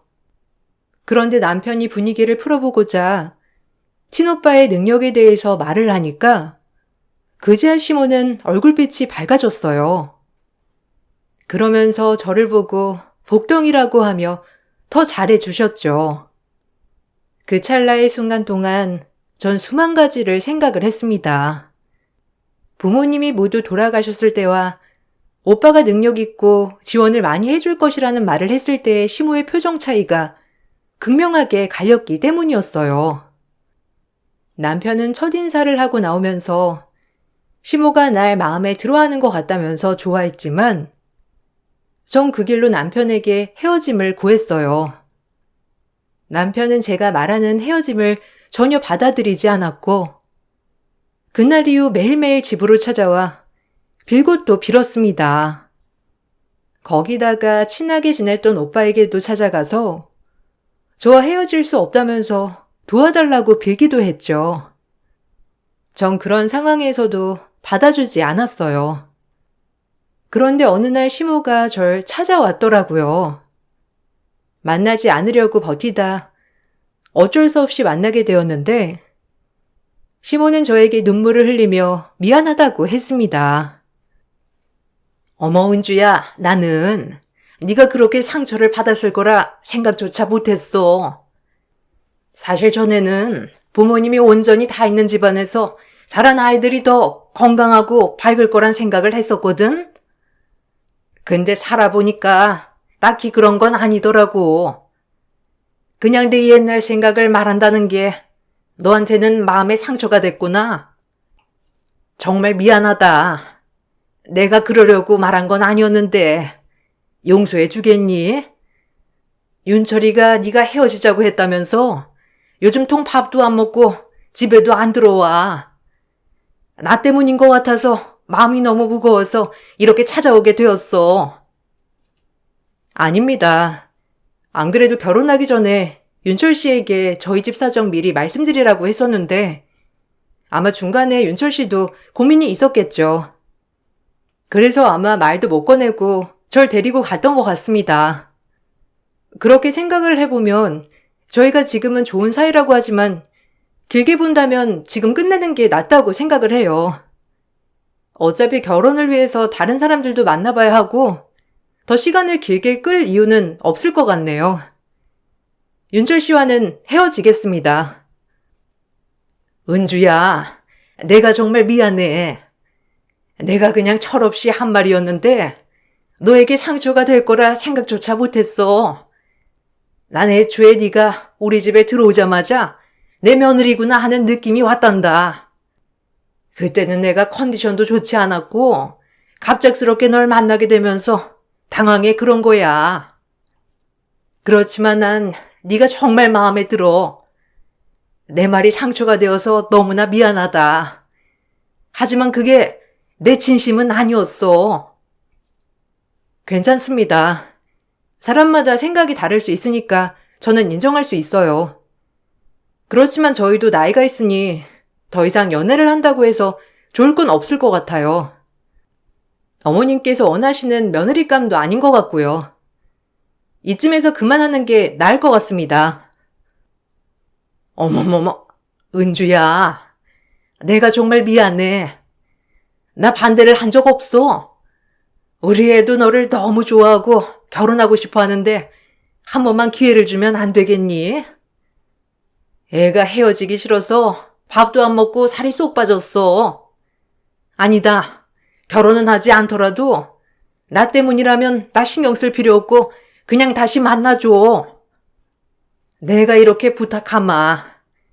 제발 한 번만 우리 윤철이 만나서 얘기 좀 들어줘. 그렇게 찾아온 시모는 저의 손을 꼭 잡으면서 눈물을 흘리며 사과를 하셨습니다. 마음이 약해지던 찰나에 매일매일 찾아오던 남편이 점점 야여가는 모습을 보게 되었고 전 더 마음이 약해졌습니다. 남편은 결혼은 하지 않아도 좋으니 연애만이라도 하자며 애원을 했고 전 그런 남편을 받아줬어요. 그렇게 저희는 1년여의 연애를 하고 나서 결혼을 결심하게 되었습니다. 연애를 하는 동안에 시모와는 거의 만나지 않았죠. 그래서 시모에 대한 기억도 점점 잊혔던 것 같아요. 결혼을 결심하고 상견례를 하게 되었을 때 오빠는 저를 위해서 모든 상견례 자리를 준비해 주었습니다. 고급 한정식집에 예약해 초대를 했고 식사 비용도 다 냈죠. 거기다가 결혼 선물로 집을 줄 거라며 이야기를 하자 시댁 식구들은 모두 너무나 좋아했어요. 지금 살고 있는 집을 저희 신혼집으로 쓸 수 있고 오빠는 사무실로 가겠다고 한 것이죠. 전 그런 오빠의 말이 고맙기도 했지만 마음이 아팠어요. 마냥 좋아할 수 없었음에도 시댁 식구들은 혹시라도 더 해주는 게 없을까 기대하는 눈치였습니다. 예, 거기 집이 몇 평이라고 했지? 그래도 가장 위층이니까 층간소음은 없겠네. 안 그래도 요새 집 구하기 어렵다고 하더니만. 그래도 사돈께서 좀 더 신경 쓰셔서 신축으로 주시면 더 좋았겠지만. 에이, 그래도 뭐 이 정도면 나쁘지 않지. 은주는 좋은 옷 받아서 좋겠네. 부모님께서 보시면 엄청 뿌듯해 하시겠다. 어차피 사돈이 쓰던 가구나 가전들은 다 놓고 갈 거 아니야? 네? 아, 그래도 오빠 사무실 간다지만 필요한 건 가지고 가야 하지 않을까요? 거기다가 저희도 신혼인데 필요한 물건들은 좀 사야죠. 안 그래도 저번에 물어봤는데 오빠가 아직 10년은 안 됐는데 마음에 드는 걸로 바꾸는 게 좋을 것 같다고 하더라고요. 낡기도 낡았고 다 오빠 취향이라서 다음에 은철 씨랑 같이 가가지고 둘러보려고요. 아니 얘, 오빠 쓰던 거 그냥 쓰면 되지. 무슨 또 돈을 쓰려고 그래? 그리고 사무실 들어가면서 바리바리 다 싸고 들어가려고 하면 오히려 더 힘들어. 그냥 가구랑 가전은 싹 다 놔두고 가라 하고 능력 있는 오빠가 다 새로 사면 되는 걸 무슨 힘들게 그렇게까지 하니? 어쨌든 가구랑 가전은 해결됐으니 그냥 결혼식만 하면 되겠네. 어머, 너무 좋다. 근데 사돈께서는 집 말고는 다른 건 안 챙겨주신다니? 그래도 하나밖에 없는 여동생 한 번뿐인 결혼식인데 신혼여행비나 이런 건 안 주시려나? 에이, 엄마. 집 받은 걸로 만족해야지. 그지, 은주야? 형님 사무실에서 생활하시려면 힘드시겠다. 당분간 우리 집에서 같이 지내는 건 어떠시냐 물어봐. 그래도 집이 더 낫지. 나야 뭐 상관없는데 형님은 불편하시려나? 그래도 형님은 능력 있으시니 사무실 가시더라도 금방 집 구해서 좋은 집으로 이사 가실 수 있을 거야. 그래. 너희는 너희 결혼식이나 신경 써. 뭔가 방도가 있으니까 나가셨겠지. 그리고 진명이도 이제 슬슬 바꿔야 하지 않겠니? 근데 아무리 세상이 바뀌었다고 하지만 이런 큰 건 보통 남자가 이름을 앞에 쓰는데 말이야. 그래도 은주네 오빠가 주신 거니 은주 이름으로 해야 하나? 근데 은주 이름보다는 우리 윤철이 명의로 하는 게 더 낫지 않겠어? 아직 결혼식도 하지 않은 상황임에도 불구하고 식 전부터 집에 대해서 이러쿵저러쿵 얘기하는 것을 보고서는 결혼에 대해서 고민을 많이 하게 됐죠. 그렇지만 오빠도 그렇게 제 결혼을 챙겨주고 도와주고 있는데 제가 갑자기 파혼을 결심할 수는 없었어요. 결혼을 하게 되면 앞으로 오빠는 사돈이니 더 어려워질 테고 조심할 거라 생각을 하고선 넘어가게 되었습니다. 그런데 결혼을 하고 나서는 시모의 태도가 더 노골적으로 변했죠. 결혼 전에는 은근히 뭔가를 요구하는 듯 했지만 결혼 후에는 마치 맡겨놓은 것처럼 대놓고 요구하기 시작했어요. 가장 먼저 말을 꺼낸 건 대학 졸업을 한 취업준비생 신우를 오빠의 사업체에 넣어달라는 것이었습니다. 거기 자리 딱 하나만 만들면 되는데 왜 안 된다는 거야? 아니, 넌 됐고 난 사돈한테 직접 물어볼란다. 그래도 사돈이 사장인데 사장 한마디에 딱 자리 나오는 거 아니겠어? 우리 딸 이제 대학 졸업해가지고 뭐든 다 잘하고 싹싹하게 할 수 있단 말이야. 이럴 때 회사 다녀야 하는 건데 요즘 불경기라 취업할 곳이 없다고 하니 어쩌겠니? 그래도 가족이 사업을 하니 거기라도 들어가는 수밖에. 어머님, 지금 필요한 자리도 없고요. 그리고 오빠는 그런 거 철저해서 절대 안 돼요. 지금까지 인맥으로 들어왔다고 한 사람 한 명도 없었어요. 아무리 제가 말해도 오빠가 거절할 거예요. 필요한 인원도 없고 아직 비수기라 인원 고용할 필요도 없고요. 어머님 자꾸 고집 피우시지 마시고 아가씨 취업 준비한다면서요. 그거 결과 나오면 다시 얘기해요. 취업 준비를 하면 뭐 할 거야? 붙어야 말이지. 얘가 성적도 좋고 얼굴도 반반하니 좋은데 취업이 잘 안 되니까 문제야. 네 오빠가 사장이니까 한 자리 마련해 줄 수 있는 거 아니야? 그리고 원래 가족이 일 못해도 가족 회사에서는 다 알아서 챙겨주는 거야. 누가 가족 회사에서 열심히 일하니? 네가 딱 눈치가 있었으면 우리 딸 졸업하기 전에 딱 자리 마련해 뒀을 텐데. 어머님, 취업은 그렇게 인맥으로 하는 거 아니에요. 이건 아가씨도 무시하는 거예요. 아가씨가 취업하고 싶은 것도 있겠죠. 다음에 혹시라도 공고 뜨면 아가씨한테 넣어보라고 말해볼게요. 근데 아가씨가 원하는 직종도 아니고 일도 전혀 다른데 별로 원하지도 않을 거예요. 저한테 말씀하셔도 소용없으니 그만 말씀하시고 오빠도 그만 찾아가세요. 시모는 신우 자리를 주라면서 저뿐만 아니라 직접 오빠를 찾아가서 부탁을 하기도 했습니다. 이런 소식이 들려오면서 전 오빠에게 미안하기도 하고 이런 시모를 막아주지 않는 남편이 원망스럽기도 했어요. 남편에게 말을 해봤자 남편은 엄마가 좋은 뜻에서 하는 말이고 부탁인데 어떻게 말리냐며 강 건너 불구경을 하는 듯 했습니다. 처음에는 단순히 일자리를 달라며 고집을 피우시던 것에서 어느 날부터인가 다른 것들도 무작정 요구하시기 시작하셨습니다. 그 시작은 친정오빠 사업장이 이전을 하게 되었는데 그 건물을 전체 구입을 했다는 사실을 알게 되면서부터였어요. 사무실 위쪽으로는 거주시설이 있었는데 그걸 아시고서는 자꾸만 이사를 가야 되겠다며 저희에게 계속해서 말을 꺼내셨죠. 제가 알면서도 모른 척하니 아예 직접적으로 친정오빠 건물에 대해서도 말을 하시더라고요. 얘, 우리 집이 너무 낡지 않았니? 안 그래도 이번에 이사를 가야 하나 싶더라고.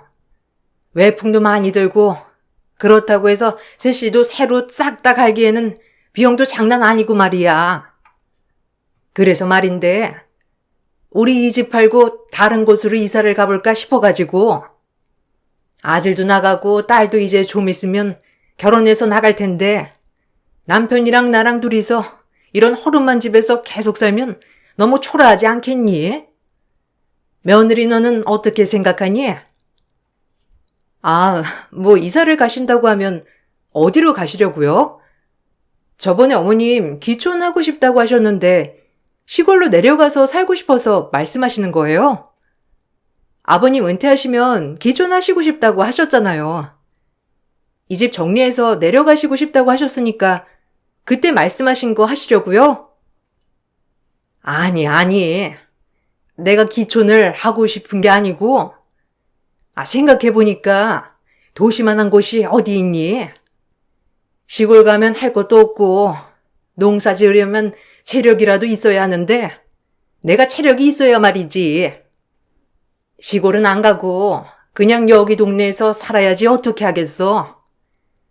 아니, 내가 물어보고 싶은 건 말이야. 그니 친정오빠 건물 있잖아. 거기 맨 위층이 가정집 아니니? 거기 세입자가 아직 안 들어왔다고 하던데 세입자 못 구하면 계속 빈집이잖아. 그러면 빈집이 오래 두면 금방 망가진다고 하더라.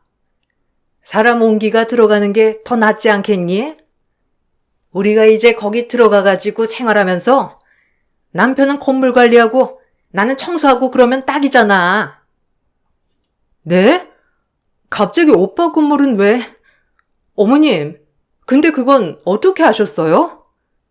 전 사업장 건물은 전에 오빠가 말을 했으니 아셨겠지만 이번에는 아무도 그런 얘기 꺼낸 적도 없는데 어떻게 아신 거예요? 아니, 그래서 오빠 재산 자꾸 물어보셨던 거예요? 거기 어차피 세입자 들어올 거예요. 아직 기간이 좀 남아서 안 들어온 거지. 이미 계약도 다 했는걸요. 그런데 어머님, 뒷조사라도 하시는 거예요? 그러니? 그래도 거기 집도 좀 있던데. 다른 곳 빈집은 없다니? 이제 가족이고 부모님이 안 계시니까 아무리 사돈이라고 하더라도 내가 어른이니까 좀 챙겨줄 수도 있는 거 아니냐? 넌 무슨 오빠 얘기만 나오면 그렇게 예민해? 어디 무서워서 말이라도 꺼내겠니? 내가 궁금하니까 물어보는 건데 넌 너무 예민하게 대답하네. 시모는 친정 오빠의 사업이나 건물에 대해서 항상 궁금해하고 누가 입주를 하고 있는지 가격은 어느 정도인지를 묻곤 했습니다. 그럴 때마다 난감하고 어쩔 때는 화도 나더라고요. 제가 말을 꺼내보지도 않았던 얘기를 시모는 어떻게 알고 있는 건지 의아하기도 했습니다. 그러다 사무실에서 생활하던 오빠가 사업이 더 잘 돼서 이사를 가게 되었어요. 전보다 훨씬 좋고 고급 아파트로 이사를 가게 되었습니다. 이사를 가고 나서 오빠는 집 구경을 오라면서 저와 남편을 불렀는데 따로 도착한 남편이 시모를 모시고 왔더라고요. 저와 오빠는 놀라고 당황스러웠습니다. 아유, 사돈. 어떻게 이렇게 좋은 집을 또 사셨어요?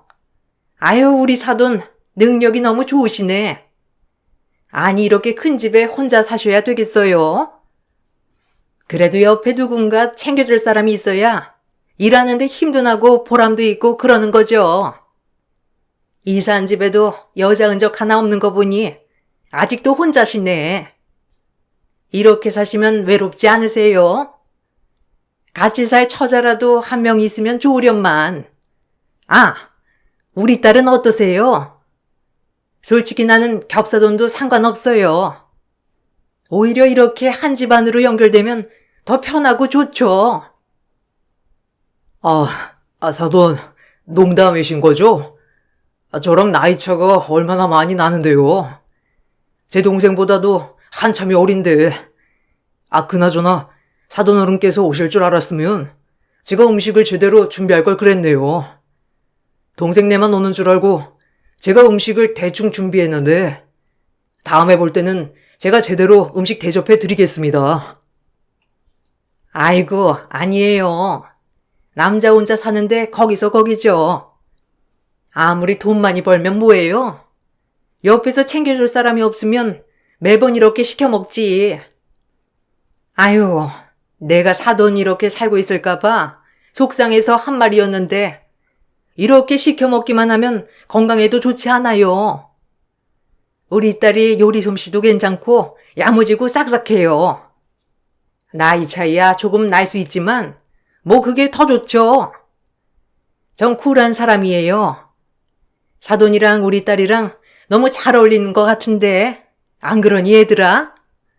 난 정말 소개를 해주고 싶네. 어머님, 자꾸 왜 그러세요? 저희 오빠 당황했잖아요. 그리고 아가씨 남자친구도 있는데 왜 자꾸 만나보시라 하세요? 나이 차이 많이 나고 그리고 이제 갓 대학 졸업한 애랑 어떻게 만나요? 어머님 그만하세요. 시모는 어느 날부터인가 오빠에게 신우를 만나보라며 권하기 시작했습니다. 신우의 의사는 상관없이 시모는 자꾸만 오빠에게 신우이를 소개해주겠다며 말을 꺼냈죠. 처음에는 그냥 한번 말해본 건가 싶었는데 며칠 동안 자꾸만 전화를 해서 신우이를 만나보라고 하는 통에 오빠가 당황스러워 연락을 해왔던 적도 있었어요. 남편에게 중재를 해달라고 했지만 남편은 오히려 제가 이상하다면서 말을 했습니다. 당신 진짜 웃긴다. 그냥 한번 소개를 해줄 수 있는 거지. 왜 그렇게 끝까지 아니라고 하는 건데? 자꾸 당신이 자르니까 내가 더 나서지 못하겠어. 솔직히 형님, 요즘 외로워하시잖아.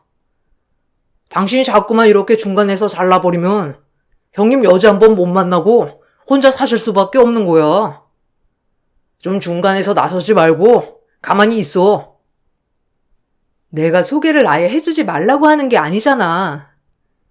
소개해준다는 거 다 좋은데 왜 아가씨를 소개해준다고 하는 거냐고. 아가씨 이제 갓 대학 졸업했고 오빠는 40대인데 이게 말이나 된다고 생각해? 그리고 사돈이랑 이렇게 만난다는 게 말이나 되는 소리야?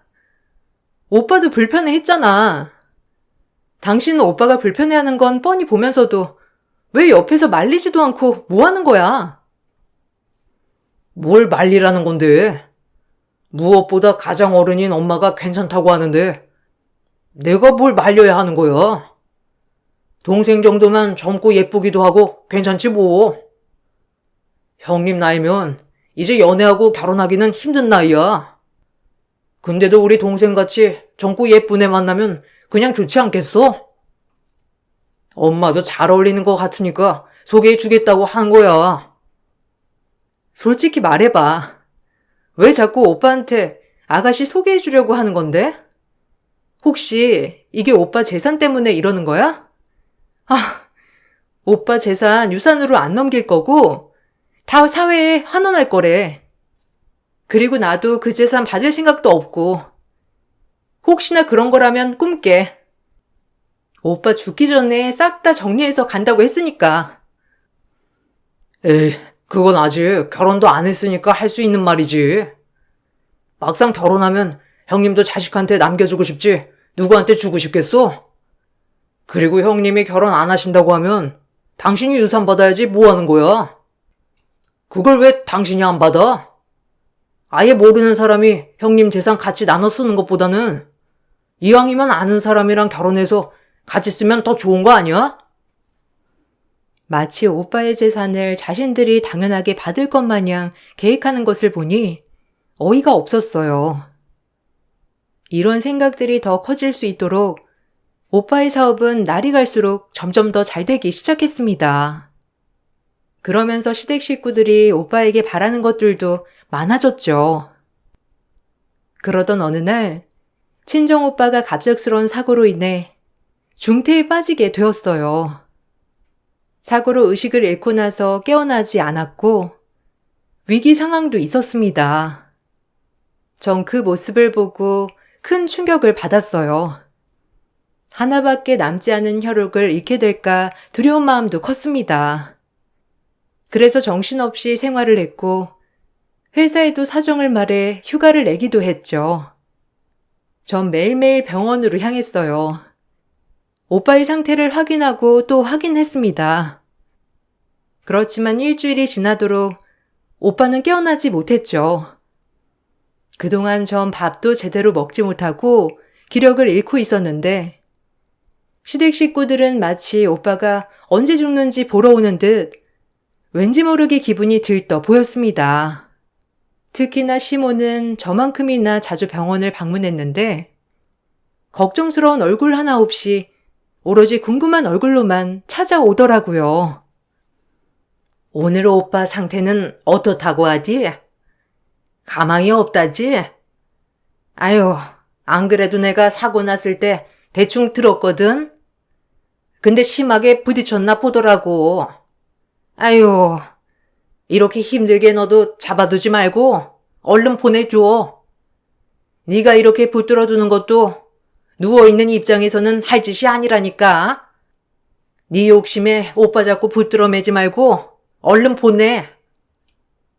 어머님, 어떻게 그런 얘기를 하세요? 그리고 아직 오빠 살아있어요. 호흡 못하는 것도 아닌데 왜 그렇게 말씀하시는데요? 아직까지 살아있는데 어쩜 그런 모진 소리를 하세요? 금방 깨어날 거예요. 위기도 다 넘겼다고 하고 의사 선생님 말로는 어제보다 더 나아졌다고 하니까 금방 괜찮아질 거예요. 그런 소리 하지 마세요. 그래도 그렇게 심하게 사고가 났는데 이렇게 하다가 갈 확률이 좀 높지 않니? 내가 그래서 생각하고 있는 게 있는데 그니 오빠 차키랑 집키 좀 줘봐. 어차피 주인 없이 마냥 놀고 있는 거 아니냐? 사람 손길 안 닿으면 어떤 물건이든 다 녹슬고 망가지는 거야. 이렇게 그냥 둘 게 아니라 써야지. 어차피 사돈 가고 나면 다 네가 받을 거 아니니? 그럼 우리 같이 쓸 텐데 미리미리 좀 정리를 해두자. 뭐요? 진짜 지금 뭔 소리 하시는 거예요? 그만하세요. 오빠가 어딜 간다는 거예요? 지금 제정신이세요? 진짜 미치지 않고서야 여기까지 찾아와서 그따위 말을 하실 수가 있어요. 어머님이 하나밖에 없는 아들 저렇게 누워있다고 했을 때 제가 그렇게 말했어도 괜찮으시겠어요? 오빠 깨어날 겁니다. 회복하고 있는 사람한테 도대체 무슨 소리를 하시는 거예요? 그거야 두고 보면 알겠지. 딱 봐도 다시 일어나기 힘든 거 뻔히 보이는구만. 넌 쓸데없이 희망 잡고 있는 거야. 나중에 두고 봐라. 내가 한 말 오히려 도움됐다고 고맙다고 할 거야. 내가 널 위해서 해주겠다고 하는 건데 너야말로 무슨 소리니? 네가 여기서 이러고 있으면 우리 아들은 하루 종일 와이프 어디 갔나 걱정하고 눈치는 얼마나 보이겠어. 넌 오빠만 걱정할 게 아니고 네 남편을 걱정해야지. 내가 이런 말 한다고 해서 그렇게 도끼는 뜰 필요 없다. 너무 야박하게 굴지 말고 어차피 같이 쓰게 될 거 미리 쓴다고 생각해라. 이 미친 여자가 당장 안 꺼져? 내 눈앞에서 당장 사라져. 뚫린 입이라고 지금 말을 막 하는 거야? 내가 지금까지 얼마나 참았는데 당신 내가 경고했지? 그만하라고.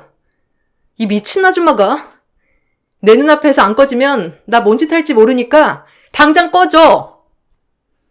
전 시모의 말을 듣고 더 이상 참을 수 없었고 그 앞에서 난리를 피우며 소리를 쳤습니다. 시모는 그런 저를 보면서도 눈 하나 깜짝 안 하고 가더라고요. 그렇게 그냥 가버린 줄 알았던 시모와 남편은 기어코 오빠의 집에 찾아갔습니다. 어떻게 알았는지 비밀번호까지 찾아서 들어갔더라고요. 낯선 사람들이 들어가는 모습을 보고선 관리사무소에서 저에게 전화를 해와 전 바로 경찰과 함께 오빠 집으로 찾아가게 되었습니다. 어머, 얘는 왜 경찰관 분들이랑 같이 오니? 아니 얘가 지금 지 오빠가 아파가지고 제정신이 아닙니다. 아 정말 죄송합니다. 시어미로서 며느리를 잘 챙겨야 하는데 저희가 앞으로 여기 들어와서 살 거거든요. 근데 며느리가 지금 제정신이 아니라 저랑 우리 아들이랑 와서 미리 청소를 해드려고 들어온 거예요. 얘, 뭐하니? 사실대로 설명 안 드리고. 뭔 헛소리야, 아줌마. 당장 여기서 나가. 왜 여기를 들어와서 산다고 해? 여기 우리 오빠 집이고 당신들 한 발자국도 들어올 수 없어. 어떻게 비밀번호 알아낸지 모르겠는데 당신이나 당신 아들이나 여기 들어올 권리 없으니까 당장 나가. 아니다. 경찰 아저씨, 이분들 잡아가세요. 여기 이분들 집 아니고 무단 침입한 거예요. 어머머, 얘가 왜 이러는 거야? 네가 지금 제정신이 아니구나. 네 오빠가 죽을 날 기다린다고 해서 너까지 지금 정신줄을 놓으면 어쩌자는 거야? 살 사람은 살아야지. 경찰관님, 이거 다 오해예요. 여기 제 오빠네 집인데 부모도 없이 남매 둘뿐이라 오빠 죽고 나면 여기 제가 받는 집이거든요. 그래서 어차피 들어올 집이니 제가 청소 좀 해주러 온 거예요. 이렇게 큰 집 청소하려면 얼마나 오래 걸리겠어요? 맞아요. 저희 엄마가 며느리 생각해서 온 건데 얘가 오해해가지고 그런 것 같아요. 여기까지 오셨는데 아유, 저희 무단 침입 아닙니다. 그러니 그만 가주세요. 저희끼리 오해 풀어보도록 하겠습니다. 변명은 경찰서 가서 해. 이미 CCTV에 당신들 무단 침입한 거 다 찍혔으니까. 비밀번호는 어떻게 알았니? 사고로 넣은 오빠가 알려주디? 당신 진짜 소름 끼친다. 내 앞에서는 아닌 척 하더니만 결국 오빠 재산 탐내고 있었네. 어이가 없어서. 이 사람들 싹 다 잡아가세요. 저 이 사람들 고소할 겁니다. 제가 고소를 할 거라고 말하니 시모는 바로 달려와 제 뺨을 여러 번 내리쳤습니다. 여기에 남편까지 합세해서 제 머리를 마구 때리기 시작했죠. 그 모습은 경찰들도 모두 목격했고, 두 사람은 현장에서 체포되어 경찰서로 향했습니다.